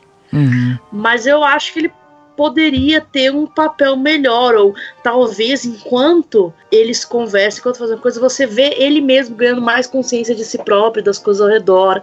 Não sei, só acho que ficou muito, muito pouco para um personagem que é tão que é o que motiva, que vai andando a história, né? Uma coisa que acho que funcionaria talvez se ele entendesse a importância de ter uma criança e passasse e mostrasse de uma maneira mais clara porque ele aceita agora a Bonnie e agora topa ser um brinquedo, entendeu? De uma maneira um pouco mais... Mas você não acha que tá claro óbvio, na última cena lá, quando ele conhece a outra menina e ele fala, a gente é um brinquedo, eu vou te ensinar tudo que eu sei agora. Tipo, ele já entendeu. Sim. Mas isso é pós, né? Mas é depois, no epílogo, né? Mas foi o que ele aprendeu. Parece, pelo menos eu senti essa parte aí muito como uma questão mais, tipo, efeito para as pessoas ficarem do que simplesmente uma coisa desenvolvendo. Simplesmente é uma frase, sabe? Por exemplo, eu acho que, até simplificando a questão, porque eu comecei meio que essa questão toda do Fork e Garfinho aí. Por exemplo, eu entendo até que você tá falando, Rafa, essa questão dele ser um personagem de reação, mas pra mim no início ele não se mostra um personagem de reação, sabe? Ele pra mim se mostra um personagem de ação. Ele tem o ideal dele, ele tá falando lá, quero ir pro lixo, eu sou do lixo. Tipo, obviamente uma questão meio totalmente única, né? Um negócio meio, só sai pra piada. Mas é um objetivo de ação, sabe?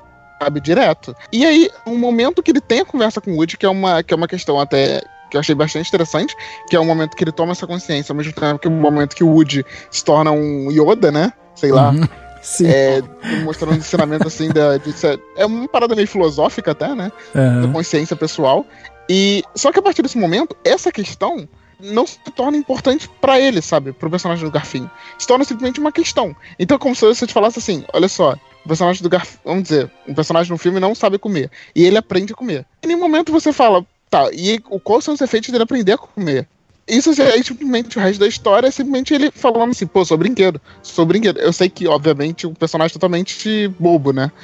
Bem mais infantil, como eu falei. Mas, se você tá colocando o personagem, pelo menos eu sinto isso, se você tá colocando o personagem como ele relevante pra esse início de trama, relevante para a nova criança, que é toda essa relação importante da criança com os brinquedos e tal, você pelo menos tem que dar um certo efeito do porquê de tudo dele tá ali, entendeu? Do porquê, pelo menos, dele tá realizando o que ele tá realizando. Porque ele, em determinado momento, eu acho legal o negócio da Gabi, só que depois ele acha também legal o negócio do Woody lá, e ele não. Tipo assim, fica realmente como se parece que eles acabam ali o arco do personagem e eles não tem o que fazer. E aí vamos deixar o personagem junto. Aí eles jogam mais o arco da Gabi do nada, e o arco da Gabi que começa do nada, e aí tem que acabar em algum momento. Pô, como vamos acabar? Vamos colocar um negócio meio que de efeito.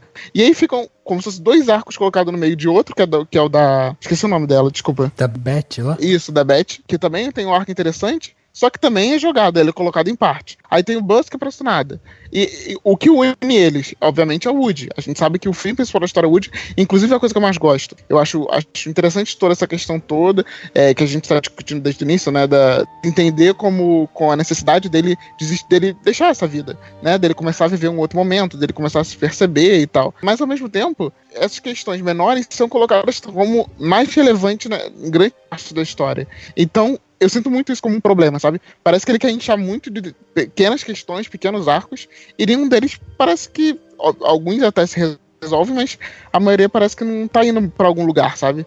Parece que aparece porque tem que aparecer. Não, eu entendi, mas o que eu penso é assim, ó, por exemplo, vamos supor que a gente vá ver um Toy Story 5, né? A história do Toy Story 5, tipo, abandona de vez o Woody, porque o Woody tá vivendo com a Beth em algum lugar e tal, fazendo coisas diferentes, e aí a gente vai agora só ficar com Buzz e a galerinha que tá lá. Se Toy Story 5 se passar 2 anos mais pra frente, tipo, a gente ainda tá falando de uma Bonnie criança, que ainda tá brincando ali com as bonecas e tal, com os brinquedos que ela tem, e de repente o Fork pode simplesmente não estar lá, porque ele é um personagem descartável, entendeu? Por isso que eu acho que ele é realmente um personagem ele é um personagem que serve justamente pra transição. Ele é um personagem que, como ele veio do lixo, ele entende que ele é um lixo. Quando ele tem a conversa com o Woody, ele realmente entende assim, eu entendi que eu sou o lixo da Bonnie. E do mesmo jeito que eu me sinto com o lixo, a Bonnie se sente comigo. Então agora eu entendi a conexão que a Bonnie tem comigo. Então eu preciso voltar pra Bonnie, porque eu quero ser o lixo da Bonnie. É isso, meu propósito, entendeu? Então eu acho que isso é uma coisa, tipo, pra mim ela é simples. E aí até tem um diálogo que eles deixam isso muito claro, né? Eles falam isso, que é justamente quando a Beth tá lá e ela fala, viu, acabou, não tem mais como a gente voltar, não tem mais como pegar lá o Fork lá dentro da loja de antiguidades e tal. Por que você quer tanto voltar? E ela fica insistindo e tal. E ele, não, porque eu tenho que voltar por causa do Fork, babá. Ela dá uma insistida, ele fala, é por minha causa. Porque a única coisa que eu tenho pra fazer agora é cuidar do Fork. O Fork precisa voltar pra Bonnie porque o Fork faz a Bonnie feliz. Tipo, é o propósito do Woody, entendeu? Por isso que eu acho que, tipo, quando a gente pensa assim, pra mim, eu não sinto o peso de ter que desenvolver um Fork ou de a gente precisar fechar algum circo e tal, porque o Fork, pra mim, ele é exatamente aquilo que aparece na tela. Ele é um ser completamente imediatista, que não faz planos, que ele tem uma essência, que é o lixo e ele não entender quem ele é. A partir do momento que ele entende a importância dele para uma pessoa, ele se entende como um ser ali. E aí pronto, ele só quer voltar pra Bonnie, entendeu? Mas ele tá de boa. Não, é justamente isso, ele tá de boa. Se o roteiro se preocupasse mais com ele estaria tentando sair de lá, entendeu? E ele não tenta então, sair. ele é um cara de boa, de boa. O Woody vai vir me buscar, ele meio que confia nisso. Mas, assim, não, realmente, eu acho que eu concordo um pouco com essas duas visões. Eu entendo o propósito dele, mas entendo que há uma falha e uma questão no sentido de que ele poderia ter sido mais bem trabalhado, ou que ele podia ter algum significado um pouco maior. Mas eu acho que é uma coisa que acontece nesse filme, e eu particularmente não acho que seja uma falha tão grande. O filme como um todo é muito bom em muitos aspectos, mas é isso, tipo, ele tem tantos personagens e ele vai se perdendo, e aí que vocês falaram já, né, de abrir arco dentro de arco, aí esquece dele, abre a Gabi, mas a Gabi tem o mesmo, ela tem o mesmo dilema do Lotso, e ela vai viver uma vida parecida com a do Woody depois, porque depois ela vai igualmente sofrer com a perda da criança e tal. Mas o que eu tô dizendo, assim, ele vai pontuando um monte de pequenos momentos. Eu acho que pra gente refletir sobre o estar quebrado, sabe, assim, porque são todos, quase todos são personagens quebrados, né, o Woody já perdeu o braço lá no outro filme, sabe, cada personagem tem as suas falhas, as suas nuances, no sentido de olhar para um todo e pensar sobre essas coisas é super legal, mas realmente, como arcos no roteiro, ele vai se perdendo. Pra mim não é nada super grave. Então, mas sabe qual é o meu problema quando eu escuto assim que ele vai se perdendo? É porque eu não acho que ele se perde, porque ele em todas as histórias que ele mostra pra gente, ele dá um começo, meio e um fim. Então, assim, ele fecha. Você não tem, assim, grandes questionamentos do tipo, por que ele tomou essa atitude ali e tal, se, sabe, tipo, eu não vejo isso. Eu acho que, assim, o Fork, ele tem o objetivo. Ele começa de um jeito, ele se transforma no meio e ele chega no final, que ele queria ir pra Bonnie. Ele é o ser simples ali, é o ser como a Má falou, né, de pouca inteligência, e ele cumpre com o papel dele. Tipo, pra mim não precisava ter desenvolvido, entendeu? What's the situation? We heading out of town or... Whoa! Who's this? You remember the rag doll I told you about? The cowboy? Yep. No way! Don't stare. I'm totally staring. Woody, this is Giggle McDimples. Oh, hi, Giggle. Whoa, you didn't tell me he was a cop! Howdy, Sheriff. Officer Giggle McDimples. I run Pet Patrol for Minneapolis. Yeah, search and rescue. Eu não acredito em narrativas que tem personagens que são colocados e que tudo bem eles não serem desenvolvidos, entendeu? Tipo assim, pra mim, realmente pra mim isso não existe, assim. E, nossa, vai parecer muito clichê, mas é que o primeiro exemplo que veio na minha cabeça foi de Animais Fantásticos. Tipo assim, não importa no primeiro Animais Fantásticos que a Queen seja essa personagem super legal e charmosa. Ela tá ali como desculpa narrativa, que precisava de alguém pra tirar eles do ministério e precisava de alguém pra falar da letra do Strange. É isso. Ela não tem sua história, entendeu? Dentro das outras histórias que estão acontecendo.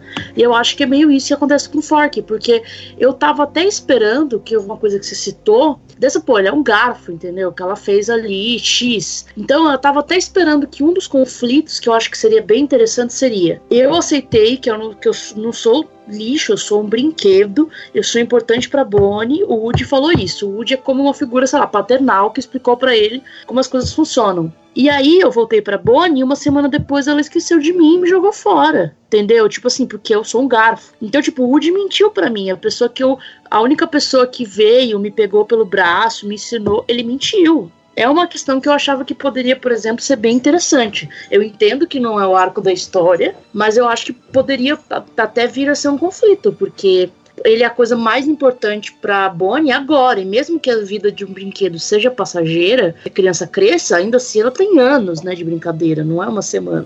Então eu acho que é isso, tipo, pra mim ele começa e para no meio, e aí no final ele só é resgatado e é isso, não tem uma função de fato.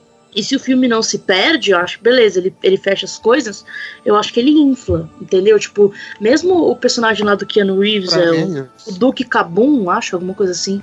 Cara, tipo assim, Keanu Reeves, meu amor, eu achei muito, muito engraçado, mas assim, vai entrar na segunda metade do filme pra ter aquele coisa com o Juan lá, sei lá. E aí depois ele consegue ver que ele é, que é um pouco o que o Buzz passa um pouco, né, de perceber que ele não é de fato o que ele foi marketado, né, porque ele é um brinquedo, ele não é um personagem de fato. Mas sim, qual que é o ponto de fato, assim, além de ser usado pra eles conseguirem passar de um lado pro outro e, enfim, voltarem pra van? Mas assim, você não acha que, por exemplo, em todos os Toy Stories, eles sempre vêm contar algumas histórias lá, de alguns outros personagens. Se a gente fosse ter profundidade em todos os personagens ali que eles mostram, tipo, a gente ia ter 5 horas de filme, certo? Então, mas eu acho que aí você pode escolher quais histórias você vai contar.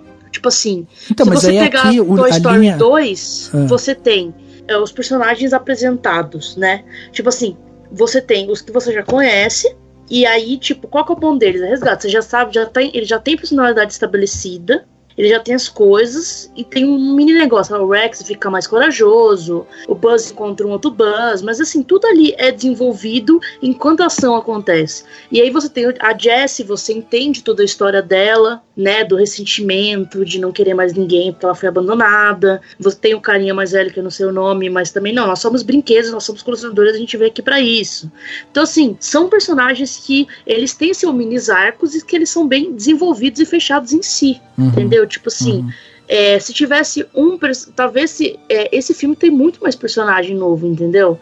E aí eu acho que é uma escolha, tipo, você poderia ter menos personagem, ou simplesmente falar assim, esse aqui é meu amigo, ele vai nos ajudar, faz a passagem e acabou, não precisa dar uma história pra ele, se realmente não vai ter um uso, ele enquanto entre aspas, pessoa, não vai ser autossuficiente. Entendi. Mas é que sabe um exercício que eu gosto de fazer? Porque eu acho que assim, o que vocês estão falando, eu entendo o ponto de vista de vocês, apesar de não concordar. Mas o que eu acho assim, um exercício que eu faço eu tento reescrever a logline do filme, certo? Então, tipo, a logline é uma frase, é um trecho curto, que esse, pra mim, é o grande objetivo do filme. Quando o produtor, quando a pessoa criativa vai até o produtor para vender a história do filme, ele começa contando essa linha, essa frase, né? Esse primeiro parágrafo ali e tal, para tentar vender. Para mim, esse filme, ele tem o grande objetivo pegar o Woody e desconstruir o Woody. O Woody vai se transformar em outra coisa. E a partir do momento ali que ele tem esse objetivo, né, no filme, o Fork, ele é um utensílio para que esse grande objetivo se desenvolva. Então, para mim, o grande desenvolvimento central do filme tá no Woody. E assim, é tudo que se passa com o Woody. Desde ele ser rejeitado, desde a gente voltar a ver ele com o Andy, né? Desde a gente ver que ele tá sendo largado no armário, desde ele sentir a responsabilidade de ir atrás do Fork. Então, assim, o filme é do Woody. O Woody que precisa resolver essas coisas. Vão ter histórias paralelas ali que vão complementar essa história do Woody, entendeu? Se eu tivesse assim, vou voltar para Divertidamente. Divertidamente você tem 2 personagens ali, a tristeza e a alegria, que se complementam. E aí você vai dar peso para elas diferentes, mas você vai desenvolver as duas de uma forma muito similar ali, porque no final você precisa entender que as duas se complementavam, né? Aqui não, aqui a gente tá pensando em um personagem só.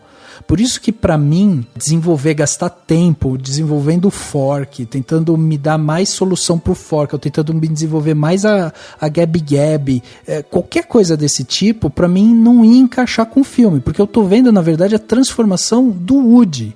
E aí eu penso nessa transformação dele, nessa narrativa dele, como se fosse a minha. Então eu tô pensando assim, eu sei da minha história, eu conheço esse personagem que tá na minha frente, eu sei quem sou eu. E aí, se eu tô conversando aqui com vocês, eu conheço um pouco mais da história do Dani, aí eu conheço um pouco mais da história da Marina, do Cláudio e tal, eu tô conhecendo um pouco as histórias. Eu não preciso ter um grande desenvolvimento, porque eu tô contando aqui a minha história. Mas eu posso, se eu tô contando uma história, eu posso falar, parei lá pra gravar um podcast, veio a Marina do Potterish. Pô, a Marina lá no Potterish foi pra Orlando, lá, visitar lá o parque e tal. Pô, eu tô contando uma história paralela, mas eu tô falando essencialmente de mim, entendeu? Então por isso que eu não me incomodo realmente com isso, e uma das coisas que eu vira e mexe me queixo aqui é justamente assim do desenvolvimento do vilão, né? Porque o vilão ele faz esse contraponto ao herói. Então é uma das coisas que eu me queixo. E nesse filme eu achei que foi bem resolvido, assim. Eu achei que é um filme bem resolvido nesse sentido, porque o vilão, a gente entende a motivação dele, a gente entende o que ele quer fazer, a gente entende pra onde ele quer ir. A gente entende, é o herói que vai resolver tudo, é o herói que vai passar por todos os desafios e tal, mas assim, o vilão pra mim tá bem desenvolvido. É diferente de pegar um vilão lá que tem uma motivação megalomaníaca e a gente não sabe direito por que ele quer fazer aquilo, que geralmente é a minha queixa, né? Então, assim, como eu falei, né, eu entendo o ponto de vista de vocês, entendo isso, mas pra mim, assim, eu acho que ele é um filme muito bem resolvido. Como eu falei, eu não acho que ele seja tão bom como Toy Story 3. Eu acho que Toy Story 3 ele tem mais camadas, ele tem mais soluções, tem outras coisas ali que pra mim funcionam melhor. Agora aqui em Toy Story 4 eu acho que ele é um filme de transição e ele funciona muito bem, assim. Como eu falei, a Pixar tá abrindo uma nova porta pra Toy Story, entendeu? Você tá olhando pra franquia como um todo, talvez, e pro olhar... talvez mude isso, assim, o olhar pro filme como um filme único, o olhar pra franquia como um todo e as possibilidades de continuação ou só de considerar o que foi passar, o anterior e tal. Acho que tem tem algumas mudanças de olhar, mas acho que são olhares possíveis, né? Exato. Eu acho que aquela coisa, né? Tipo, acho que todo mundo aqui tem sua visão e tem argumentos para basear nelas, então tá tudo tranquilo. Lógico. Eu acho que realmente, tipo, eu percebo, assim, enquanto os filmes que eu faço, os filmes que eu vejo, as histórias que eu gosto, elas são muito guiadas por personagens, sabe?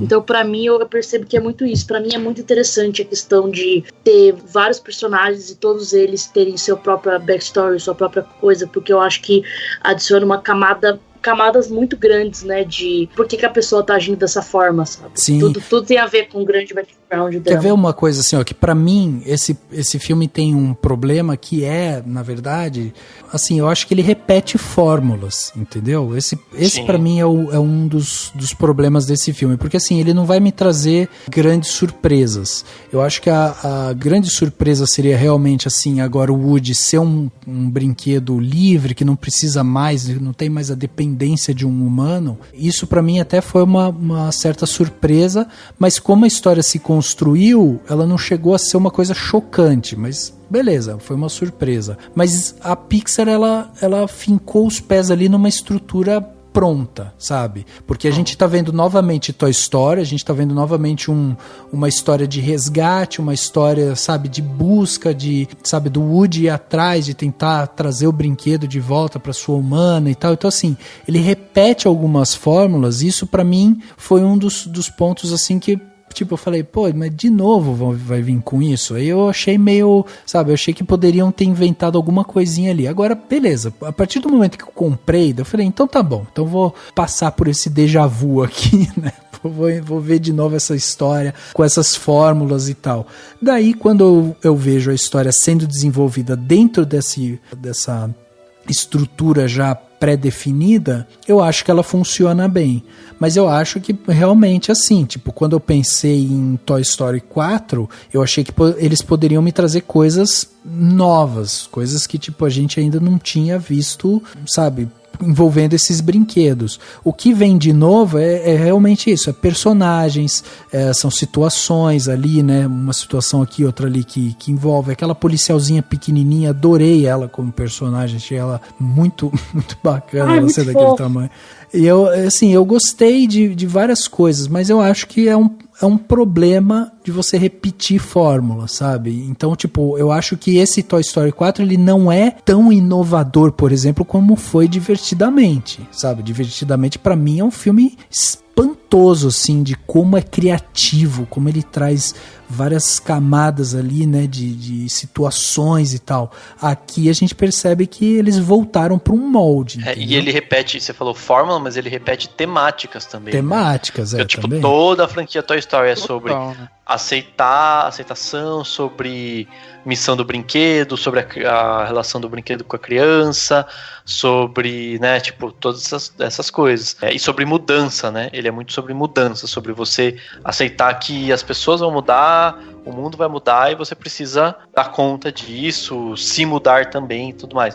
E essa coisa do crescer, né? Tipo, crescer que dói, né? Dói crescer pra criança, lá pro Andy, pra Bonnie, provavelmente vai ser, e pros brinquedos, porque eles, enfim, representam a gente que tá vendo e porque eles estão crescendo junto com a criança. Mas é isso, repete essas fórmulas, acaba sendo, por um lado, é a temática da franquia, a temática de todos os filmes, mas por outro, a impressão que dá é que eles não renovam, tanto que eu citei, né, tipo, a Gabi Gabi, eu falei, ela é o Lotso, né? Isso, realmente, isso. É a mesma coisa, praticamente a mesma coisa, com pouquíssimas diferenças. O drama dela e o drama lá do outro vilão do Toy Story 3 é basicamente o mesmo, né? Não ser aceito, buscar por aceitação, etc. Isso que pra mim, tipo, tira alguns pontos do filme, sabe? Porque realmente é tipo, você vê uma repetição, você não existe ali alguma coisa que você fala, caraca, como que os caras pensaram nisso, sabe? Não tem. Agora, o que eu acho que eles inovam muito é principalmente a parte visual. A gente tá vendo um personagem clássico, né? Porque já é um personagem clássico, a gente tá falando de um personagem de 25 anos já.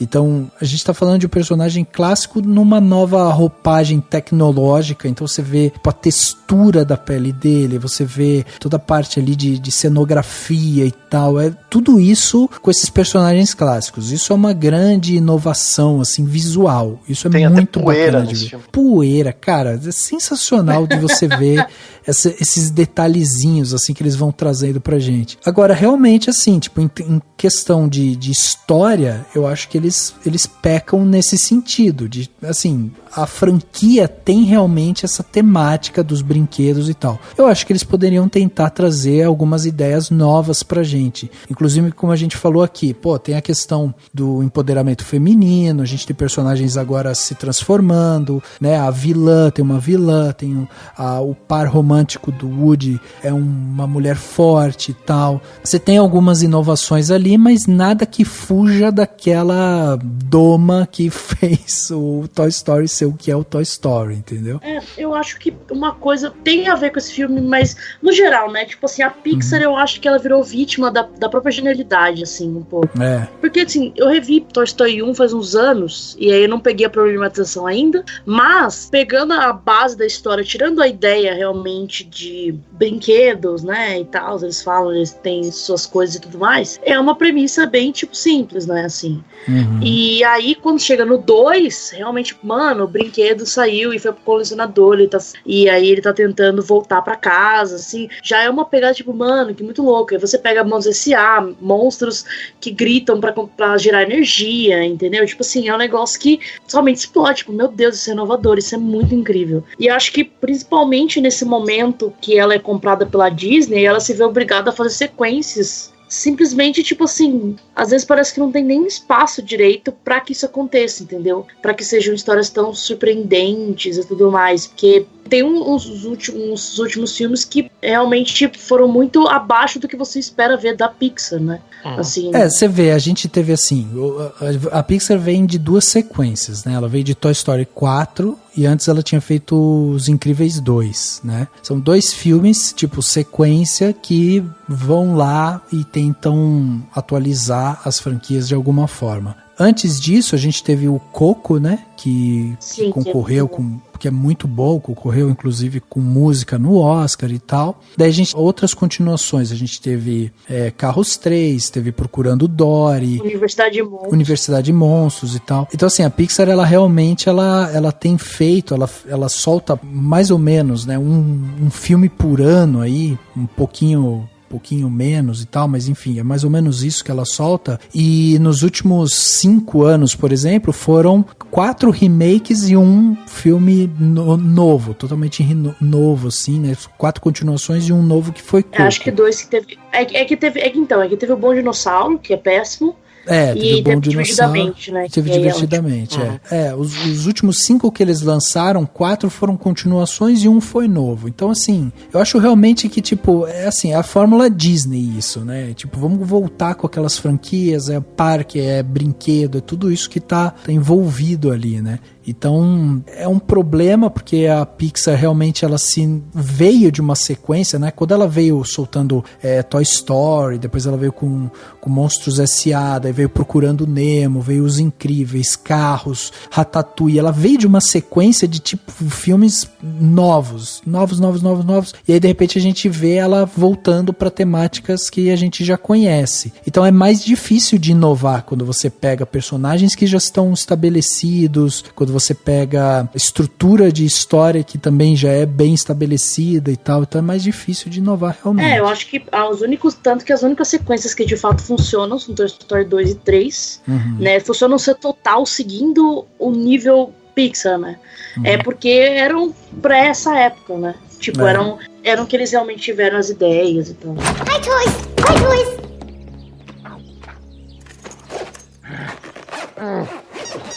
Oh, he did go to kindergarten. I knew it. No, You're trying guys, to get listen. Bonnie in trouble. No, of course not. You could have been confiscated. What does that mean? Taken away. No! Or worse, you could have been lost. No, guys, listen. Bonnie had a great day in class, and we're going on a road trip. Road trip? Vacation! But then something really weird happened. Bonnie made a friend in class.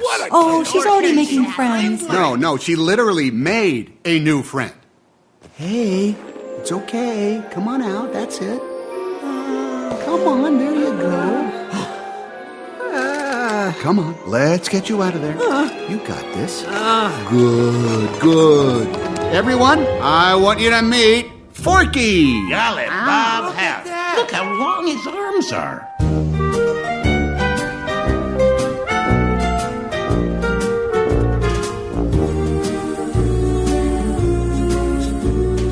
Eu acho que faz falta mesmo nessas franquias que eles tentam dar sequência.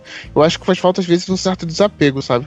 De tentar deixar as coisas... Eu entendo que tem toda a questão mercadológica, que, por exemplo, em Toy Story não tem como fugir, mas eu acho que, por exemplo, se você tá contando uma história de Toy Story, a ideia básica da Toy Story é que os brinquedos, eles têm personalidade, eles têm vida. Você pode contar brinquedos de qualquer lugar, de qualquer pessoa, sabe? Não necessariamente precisam ser os mesmos brinquedos.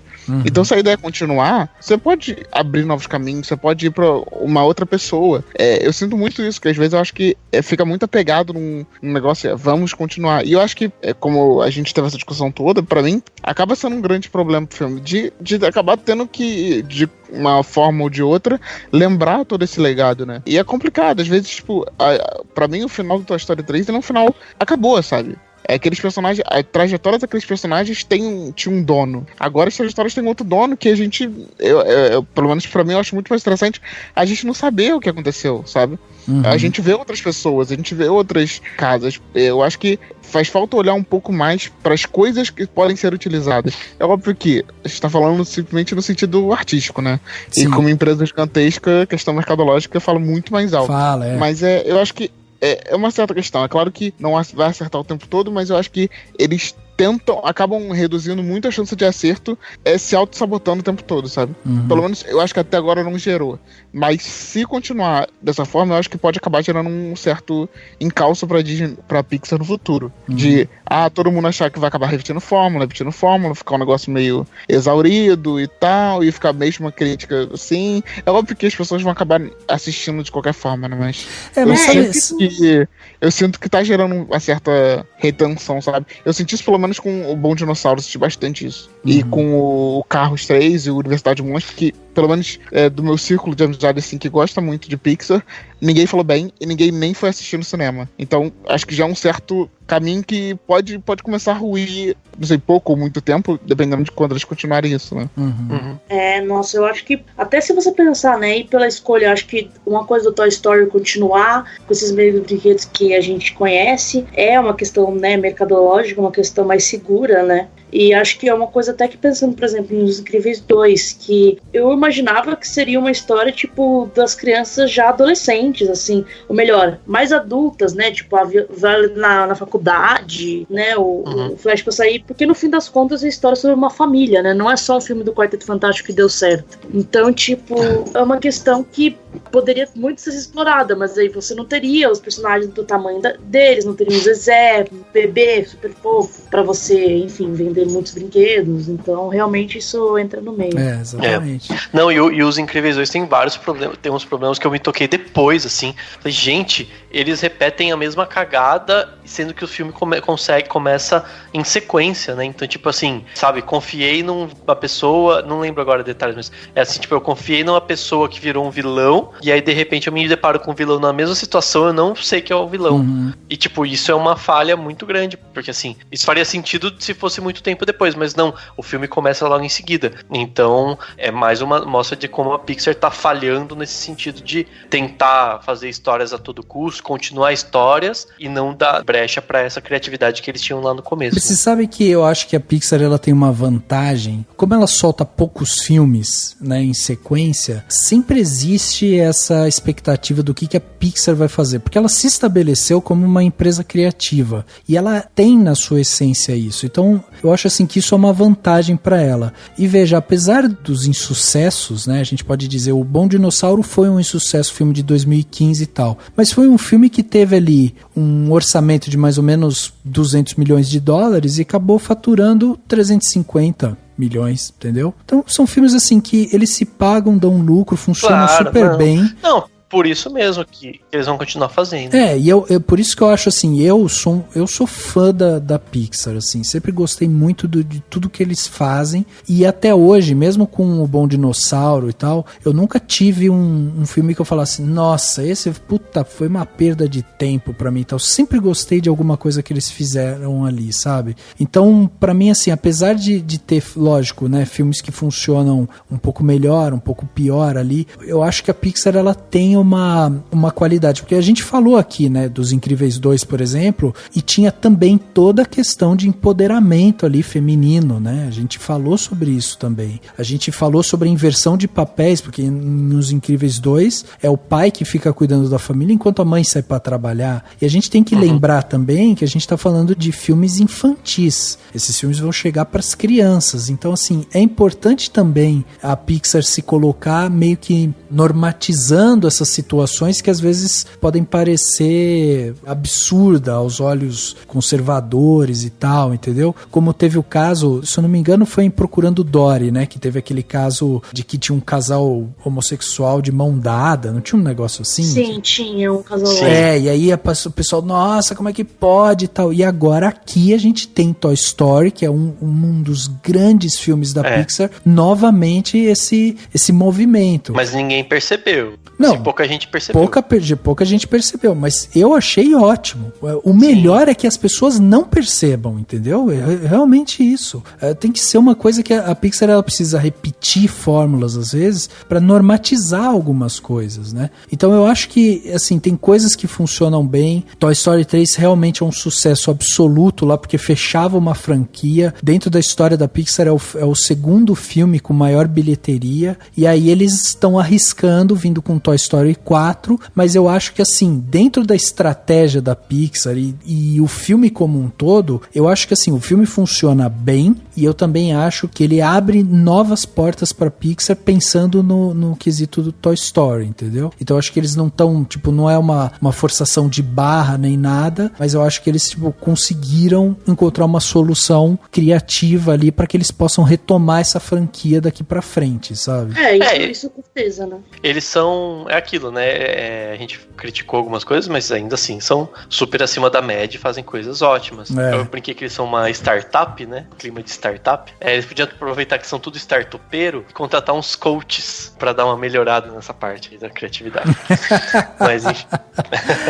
Pois é. Gente, vamos dar as nossas notas pro filme, então, pra gente fechar com aquela média marota aqui. Queria que o Dani começasse, Dan. Quanto que você vai dar pra Toy Story 4, de 0 a 5, podendo ser nota quebrada. Quanto que você vai dar pra esse filme? Eu vou dar uma nota redondinha de 4. 4. Pra mim é uma ótima nota, é um filme muito bom, eu gostei muito dele, me diverti. Gostei muito das coisas que ele me fez refletir, né? Apesar dele repetir temáticas, mas acho que realmente ele traz essas coisas sobre... Os personagens são muito bem construídos, eu gostei muito dessas questões que a gente falou aqui, né? Do lugar do Woody, de como ele repensa, de como isso conversa com a sociedade, de como todos os personagens têm seus problemas e, né, o espectador acaba se identificando com um ou com o outro. Então, apesar dessas probleminhas, né, de personagens que se perdem aqui e ali, ou de coisas desse sentido, não é motivo pra dar uma nota muito baixa, então pra mim é nota 4. Show de bola, nota 4 tá aqui, tô colocando na minha planilha que faz o cálculo automático aqui. Vamos lá, Mai, você, quanto que você vai dar de 0 a 5? Pode ser nota quebrada, pode ser 2,27, pode ser 4,32, quanto você quiser, Mai. Nossa, eu acho sacrilégio isso. Então, tô aqui pensando nisso, até me lembrou que eu tenho que atualizar meu Letterboxd, tá ligado? Eu aproveitei pra fazer isso. Ai, gente, eu não pensei, eu não sou mais o tipo de pessoa que dá nota. Eu acho que eu vou, pelo sentimento que eu tô no momento, agora eu vou dar 3 estrelas. 3 estrelas, tá ótimo. 3, ótimo. 3 computado aqui, um pouquinho acima da média então, né, Mar? Exato. Eu acho que mais tarde talvez aumente, entendeu? Aqui no momento... Cláudio, você, de 0 a 5, quanto que vai sair essa nota aí? Bom, ontem pensei muito assistindo e agora nesse podcast também pensei mais um pouco, mas eu acho que eu vou manter minha nota de ontem, que foi 2,5. 2,5, legal. Eu tinha, na verdade, logo que eu saí foi 2, mas eu percebi mais certas coisas, mas 2,5. Pra mim, infelizmente, é o pior filme dos 4 de Toy Story. Uhum. Beleza, tá aí. 2,5, um filme mediano aí pro Cláudio. E eu aqui vou dar minha nota também. Tava pensando em dar um 4 aqui como o do Dani, mas eu resolvi dar 4,25, porque eu gostei do filme. Pra mim, o Toy Story 3, ele é um filme, tipo, fechadinho, assim. Pra mim, ele é o melhor, realmente. Esse daqui, ele, pra mim, ele tá ali junto do Toy Story 2, assim, sabe? Tá meio que pau a pau. Como eu gosto da franquia do Toy Story, eu vou assistir sempre mais com uma boa vontade, com o coração mais aberto. Então talvez também tenha a minha visão embaçada aqui. Então, mas eu acho assim, ó, eu acho que, como eu falei, pra mim é um filme redondinho. Eu comprei a história do Woody, acho que o filme fecha bem. Tem uma jornada ali interessante. O grande problema deles é realmente repetir fórmulas que a gente já conhecia. Eu, de repente, gostaria de ver esses brinquedos em situações totalmente diferentes, assim, sabe? E talvez com a Pixar tentando ser um pouco mais ousada justamente nessas questões sociais, de gênero também e tal. Eu gostaria de ter visto isso um pouco mais. Mas eu entendo também a posição, entendo, né, esse movimento que é cauteloso e tal. E é uma retomada da franquia. A gente tá falando de uma franquia que tinha se encerrado há 10 anos e que agora estão tentando abrir uma nova porta. E eu acho que essa abertura da porta foi importante, porque ela traz essa possibilidade da gente poder ver o Woody, como a gente também traz a possibilidade de repente, a gente ir ver mais das histórias do Buzz e dos outros personagens que a gente aprendeu a conviver. Então, acho que funciona bem. E se a gente pegar aqui os 4 do Dani, os 3 da Marina, os 2,5 do Cláudio, meus 4,25, nós estamos carimbando aqui para Toy Story 4 a nota de 3,44. Tá aí, um filme acima da média, um filme bom, perto ali da nota do Dani, entre a nota do Dani, a nota da Marina tá ali, mais ou menos. Fica aí então o convite, né, pra você que assistiu Toy Story, manda seu comentário pra gente, quanto que você vai dar de 0 a 5 pra esse filme, fala pra gente ir computando aqui também, né.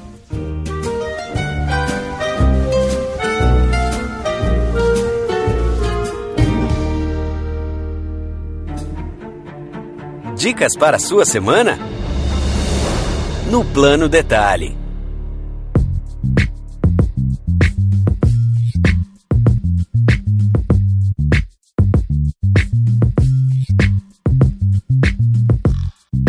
Plano detalhe da semana, aquele momento aqui pra gente dar aquela dica pra você, né, que acompanha o Cinemação, que às vezes está aí escutando, falando, nossa, que episódio fantástico, queria fazer alguma coisa agora, já assisti Toy Story, deu vontade de fazer alguma outra coisa, a gente veio e fala, pô, não sabe o que fazer? A gente tá aqui pra te ajudar. Dani, vamos começar ajudando o pessoal aí. O que você trouxe pra gente de plano detalhe? Seguinte, vou indicar primeiramente um vídeo no YouTube que é um pouco mais denso, um pouco talvez mais pesado, mas eu achei muito interessante porque ele me mostrou coisas que eu sinto falta de ver na TV, no jornalismo, para as pessoas, alguém mostrar e tal. Que é um vídeo chamado, vou colocar Inside Venezuela, de um canal chamado Indigo Traveler. Esse Indigo Traveler, para quem não conhece e tal, o vídeo é em inglês, mas acho que mesmo quem não entende tanto vai conseguir pegar bastante, sentir muito a realidade de como é a Venezuela. Basicamente, o cara desse canal, ele viaja para muitos países, são pouco visitados, então ele não vai para Paris e nem para Nova York, ele vai para o Irã, ele vai para o Egito, ele vai conhecer países que às vezes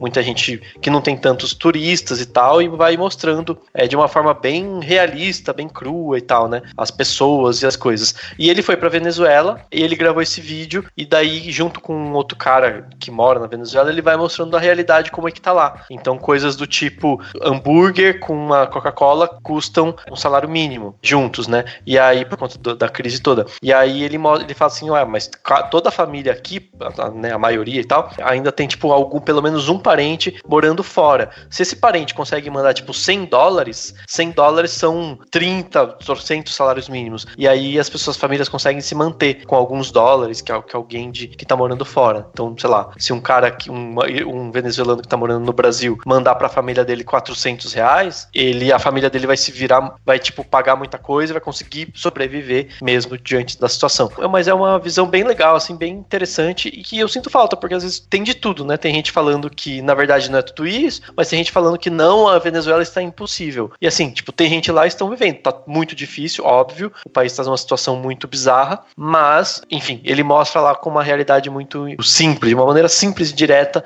ele mostra como é que estão as coisas por lá. Então esse vídeo sobre a Venezuela, e um filme que eu fui ver ontem no cinema e que tá passando nos cinemas, e eu acho que vale muito a pena ser visto no cinema, inclusive, que é o filme novo do Pedro Almodóvar, que é o Dor e Glória, ou, como eu gosto de dizer, Dolor e Glória, uma coisa bem espanhol. Arrasou no sotaque. Aquele sotaque bem espanhol, né? Dolor e Glória. E é muito bonito, sério.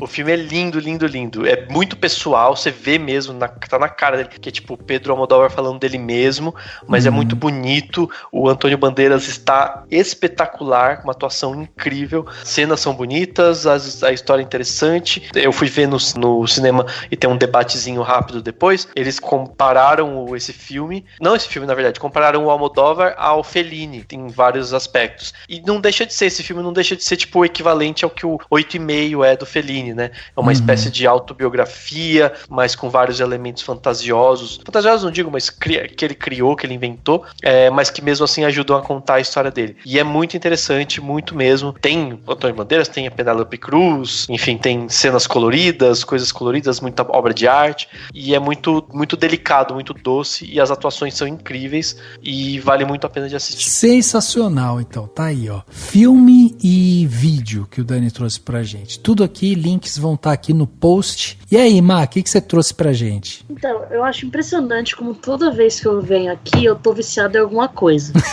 Então, o vício da vez... Tem um programa na Netflix chamado Patriot Act, with Hassan Minhaj, que basicamente é um programa meio stand-up, meio jornalístico. Cada episódio tem 20 minutos. Eles são lançados em volumes, tipo, cada semana são um episódio, tá no 3º volume, e vão ser 32 episódios no total até as eleições de 2020 nos Estados Unidos. E aí eles são sobre assuntos variados. Tem episódio sobre a Amazon, um episódio sobre hip hop streaming, e aí tem um episódio sobre as eleições na Índia, sobre a política de cotas nos Estados Unidos, tipo assim, são vários assuntos muito variados, tem um até sobre a Amazônia e Brasil, e é muito bom, assim, porque é de uma forma didática, claramente tem um ponto de vista, tipo, nosso ponto é esse, e é baseado em argumentos, em fatos, e o Hassan, que é o apresentador, ele é, tipo, americano, mas filho de indianos e muçulmano, então, tipo assim, ele é o primeiro apresentador de talk show, né, dessa linhagem, por assim dizer, e tem uma perspectiva totalmente diferente de uma minoria dentro dos Estados Unidos, né? De uma visão muito boa de política externa. Então, tipo assim, é incrível, assim. Eu tô totalmente viciada na série, nele, assim. Eu terminei os episódios, eu tô em abstinência. E é muito legal mesmo. Passa o tempo muito de boa. Você tem que ter atenção, você não pode estar mexendo no celular nem nada, assim. É muito legal. E junto com isso, eu queria recomendar o stand-up dele, que é o Homecoming King, que ele lançou em 2007, e ganhou um prêmio até, o Peabody, por isso. E basicamente é sobre a história dele, mas eu não sei, eu nunca vi um stand-up nesse nível, porque é engraçado, mas ao mesmo tempo é muito triste. Assim, é um formato diferente e é até o que inspirou o Patriot Act, porque o Patriot Act atrás, né, é um palco, ele tá em pé, e atrás tem várias telas em que você vê vídeos, em que você vê imagens, e Homecoming King é a mesma coisa, as referências do que ele tá falando, se ele tá mostrando alguma imagem, alguma mensagem, tá tudo ali na tela. Então, assim, é incrível, assim, você ri, você chora também, e, sei lá, eu vi faz 3 dias, eu tô querendo rever de novo já, de, tipo, tão bom que é. Juro pra vocês, assim, que legal. Assim, uma pessoa encantada, é muito legal. Que legal, legal. Já até coloquei aqui na minha lista, porque eu adoro esse tipo de conteúdo. Cláudio, e você? O que você trouxe aí pra gente de plano detalhe pra esse episódio, né? 325. Bom, vou tentar não indicar 70 mil coisas, como pedi antes. Não, tô brincando. Mas, infelizmente, eu vou ter que indicar muita coisa. Tô brincando. Não vou chegar no nível absurdo, mas vou indicar algumas coisas. Primeiro, eu queria indicar 2 filmes. Na verdade, um que vai estrear nesse dia 27, agora nos cinemas, que é o Divino Amor, o novo filme do Gabriel Mascaro. Sim. Filme muito bom, muito interessante, que fala sobre diversas questões muito mais profundas do que simplesmente uma crítica religiosa, como muita gente acabou colocando, né? Acabou sendo mais taxado sobre isso, mas é um filme que ele vai muito profundo numa questão propriamente da problemática humana. E eu achei isso bem interessante, não esperava isso, e é importante a gente apoiar aqui o cinema nacional, ainda mais nesse contexto muito complicado que tá tendo, e de um filme da primeira semana em cartaz e tal, então eu acredito que seja provável que sofra muitos rechaçamento por parte de igrejas e etc. Então, caso vocês estejam curiosos, eu acho já muito importante assistir. E o outro filme foi um filme que eu vi há pouquíssimo tempo, o Estrada Perdida, do David Lynch, que não sei por que eu não tinha visto, mas achei o filme absurdamente incrível e também bem maluco, como acho que grande parte da filmografia do Lynch, mas um dos filmes que eu mais tinha interesse em assistir me chamou bastante atenção, então indicando outra coisa, indicar um anime aqui que me chamou muita atenção, e não é Evangelion, inclusive também vale a pena ver Evangelion, que saiu na Netflix, mas The Promised Neverland, que é um anime que lançou mais ou menos, acho que em janeiro desse ano, começou, e ele terminou a primeira temporada dele com 2 episódios, então já tá tudo completo, pra quem quiser assistir aí pelas internet, mas ele tem uma história bem diferente, ele parece uma trama normal, é um negócio meio mistura de infantil com um drama, de um negócio meio de um orfanato, e tem umas mulheres que cuidam dessas crianças que estão no orfanato, algumas estão crescendo, elas acabam sendo adotadas e tal, e aí no fim do primeiro episódio, na verdade, você descobre que essas crianças estão ali pra crescer e serem devoradas por demônios que dominaram o mundo.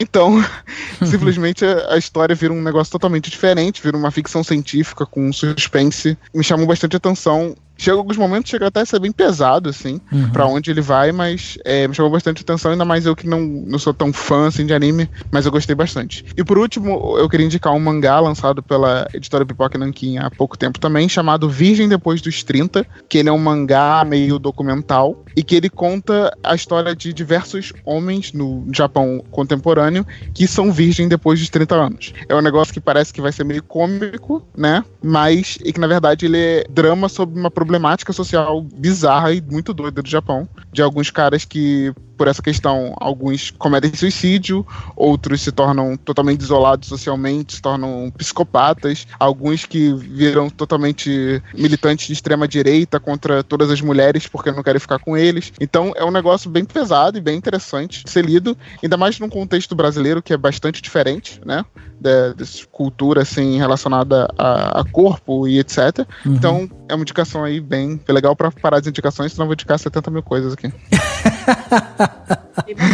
Pô, sensacional. Tudo aqui que o Cláudio falou, ó, tudo vai ter link aqui no post, é só você clicar lá pra descobrir um pouco mais sobre essas coisas. E só uma coisa, rapidinho, o Patriot Act, todos os episódios também estão disponíveis no YouTube, caso você não tenha Netflix. Tipo, disponível no canal mesmo. Pô, sensacional. Então dá pra ver por lá. Sensacional, sensacional. Que massa. Muito bom.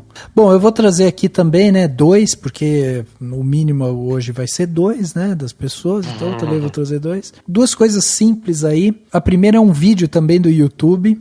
Vou seguir aqui como o Dani falou, né? O Dani deu uma indicação de um vídeo, vou trazer um outro, só que é um vídeo brasileiro. O senhor Ciro Gomes está fazendo agora um canal no YouTube. Eu tô achando tão engraçado isso. E aí ele tá fazendo um programa que se chama Repare Bem, que é o que ele fala, né? Ele fala, repare bem. E aí, só que eu gostei particularmente de uma entrevista que ele fez com o Eduardo Moreira. Eduardo Moreira é um economista, foi considerado um dos melhores economistas do Brasil por várias revistas e tal, internacionais inclusive. E aí eles conversam justamente sobre economia, sobre a situação do Brasil atual e tal. E é um papo muito esclarecedor.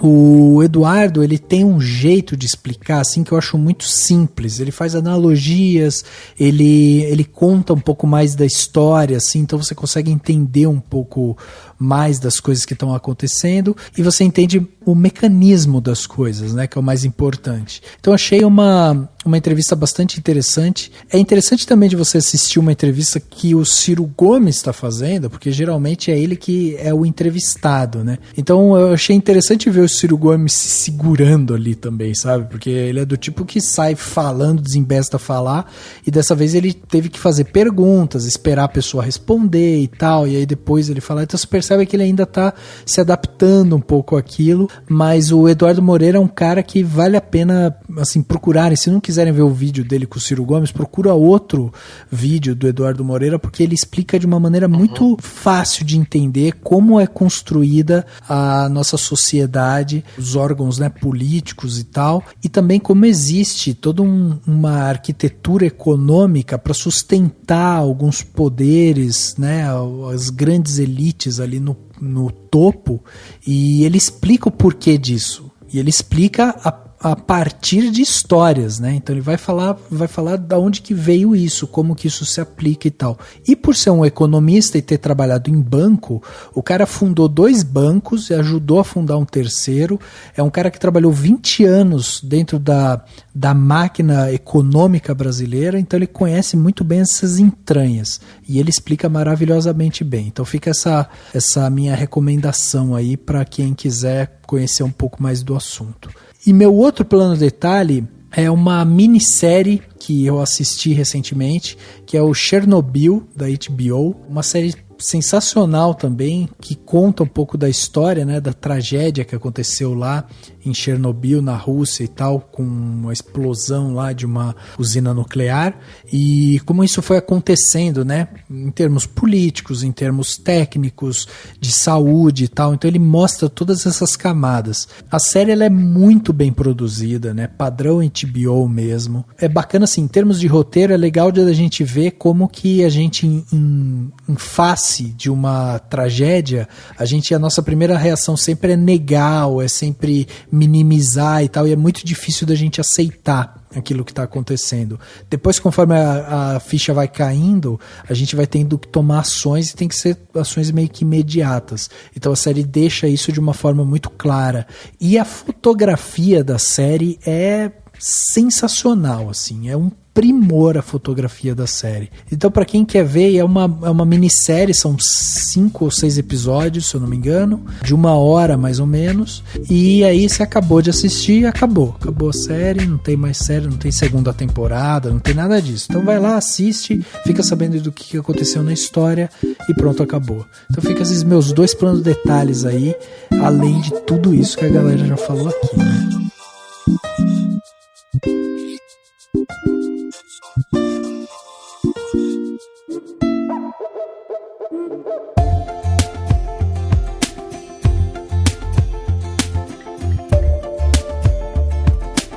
Chegando aqui no final do podcast Cinemação 325, né? Falamos aqui sobre Toy Story 4, essa animação que voltou aí agora em 2019, e a gente teve aqui a presença da Marina e do Cláudio para ajudar a gente aí a debater sobre o filme, um debate que foi além do que a gente esperava aqui, né? Então eu só tenho que agradecer. Mari, muito obrigado pela sua presença aqui com a gente. E eu queria que você deixasse aí, né, o convite pro pessoal ir acompanhar o seu trabalho no Potterish e em outras coisas aí que você tá fazendo, né? Os vídeos também. Muito obrigado novamente pelo convite, sempre fico muito feliz. Gostei muito de falar sobre Toy Story, Pixar, amo.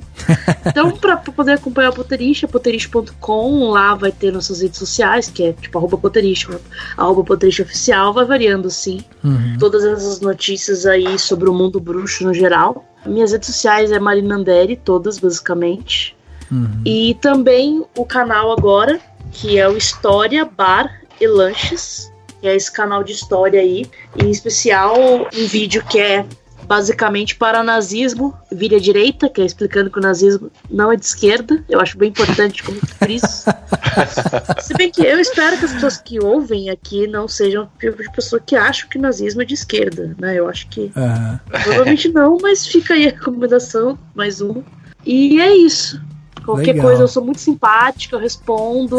Eu tenho caixa postal, posso também, se quiser me enviar coisa, me enviar mesmo. Sensacional, Mar. Obrigado novamente pela sua presença, sempre bom ter você aqui. E Cláudio, obrigado também. A gente chamou o Cláudio meio que em cima da hora, o Cláudio sempre pronto para atender a gente lá. Então, Cláudio, você tem que agradecer. E queria que você também deixasse o convite aí, né, pra galera ir lá visitar o Senta Aí, mas também acompanhar seu podcast, né? Eu agradeço de novo o convite, sempre que precisar estaremos aí. Então, chamo novamente o pessoal para entrar lá em sentaí.com, com 2 A's mesmo, Senta Aí. E lá a gente agora tá mais focado em resenha e crítica de filmes, séries, de livros, quadrinhos e música. Então, o que vocês quiserem procurar lá, provavelmente vai ter, de lançamentos recentes. E também eu tô com um projeto novo, eu tô com o Cinematorium, que é um podcast que eu tô fazendo totalmente individual, narrativo, sobre história de cinema. Sensacional, obrigado então, Cláudio, novamente pela sua participação. Dan, é isso aí, mais um podcast gravado, sempre muito bom, né? A gente chama as pessoas aqui achando que a gente vai falar sobre uma coisa, de repente parece outra e, é demais essas conversas. Não, sensacional. Queria agradecer a todo mundo por ter participado, e é isso, é sempre muito bom falar sobre esses filmes. Eu gostei muito desse filme, apesar da a gente sempre fala um pouco mal deles, né? E no fundo a gente gosta, mas enfim, tem essas coisas. E é isso, eu tô torcendo inclusive pra ter um Toy Story 5, pra que finalmente alguém entregue uma bexiga pra menina e fala Toy Story, né? Mas não, pelo amor de Deus, eu não acredito que eu fiquei acordado até essa hora. Mas é isso. Todo mundo que tá ouvindo, muito obrigado e até semana que vem. Demais. O podcast Cinemação 325 fica por aqui e a gente se vê no próximo.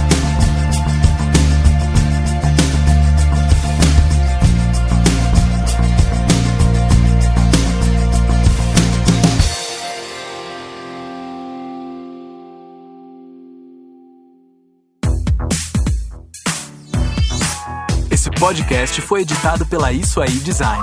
Tudo isso é forma com função. É design estratégico. É isso aí.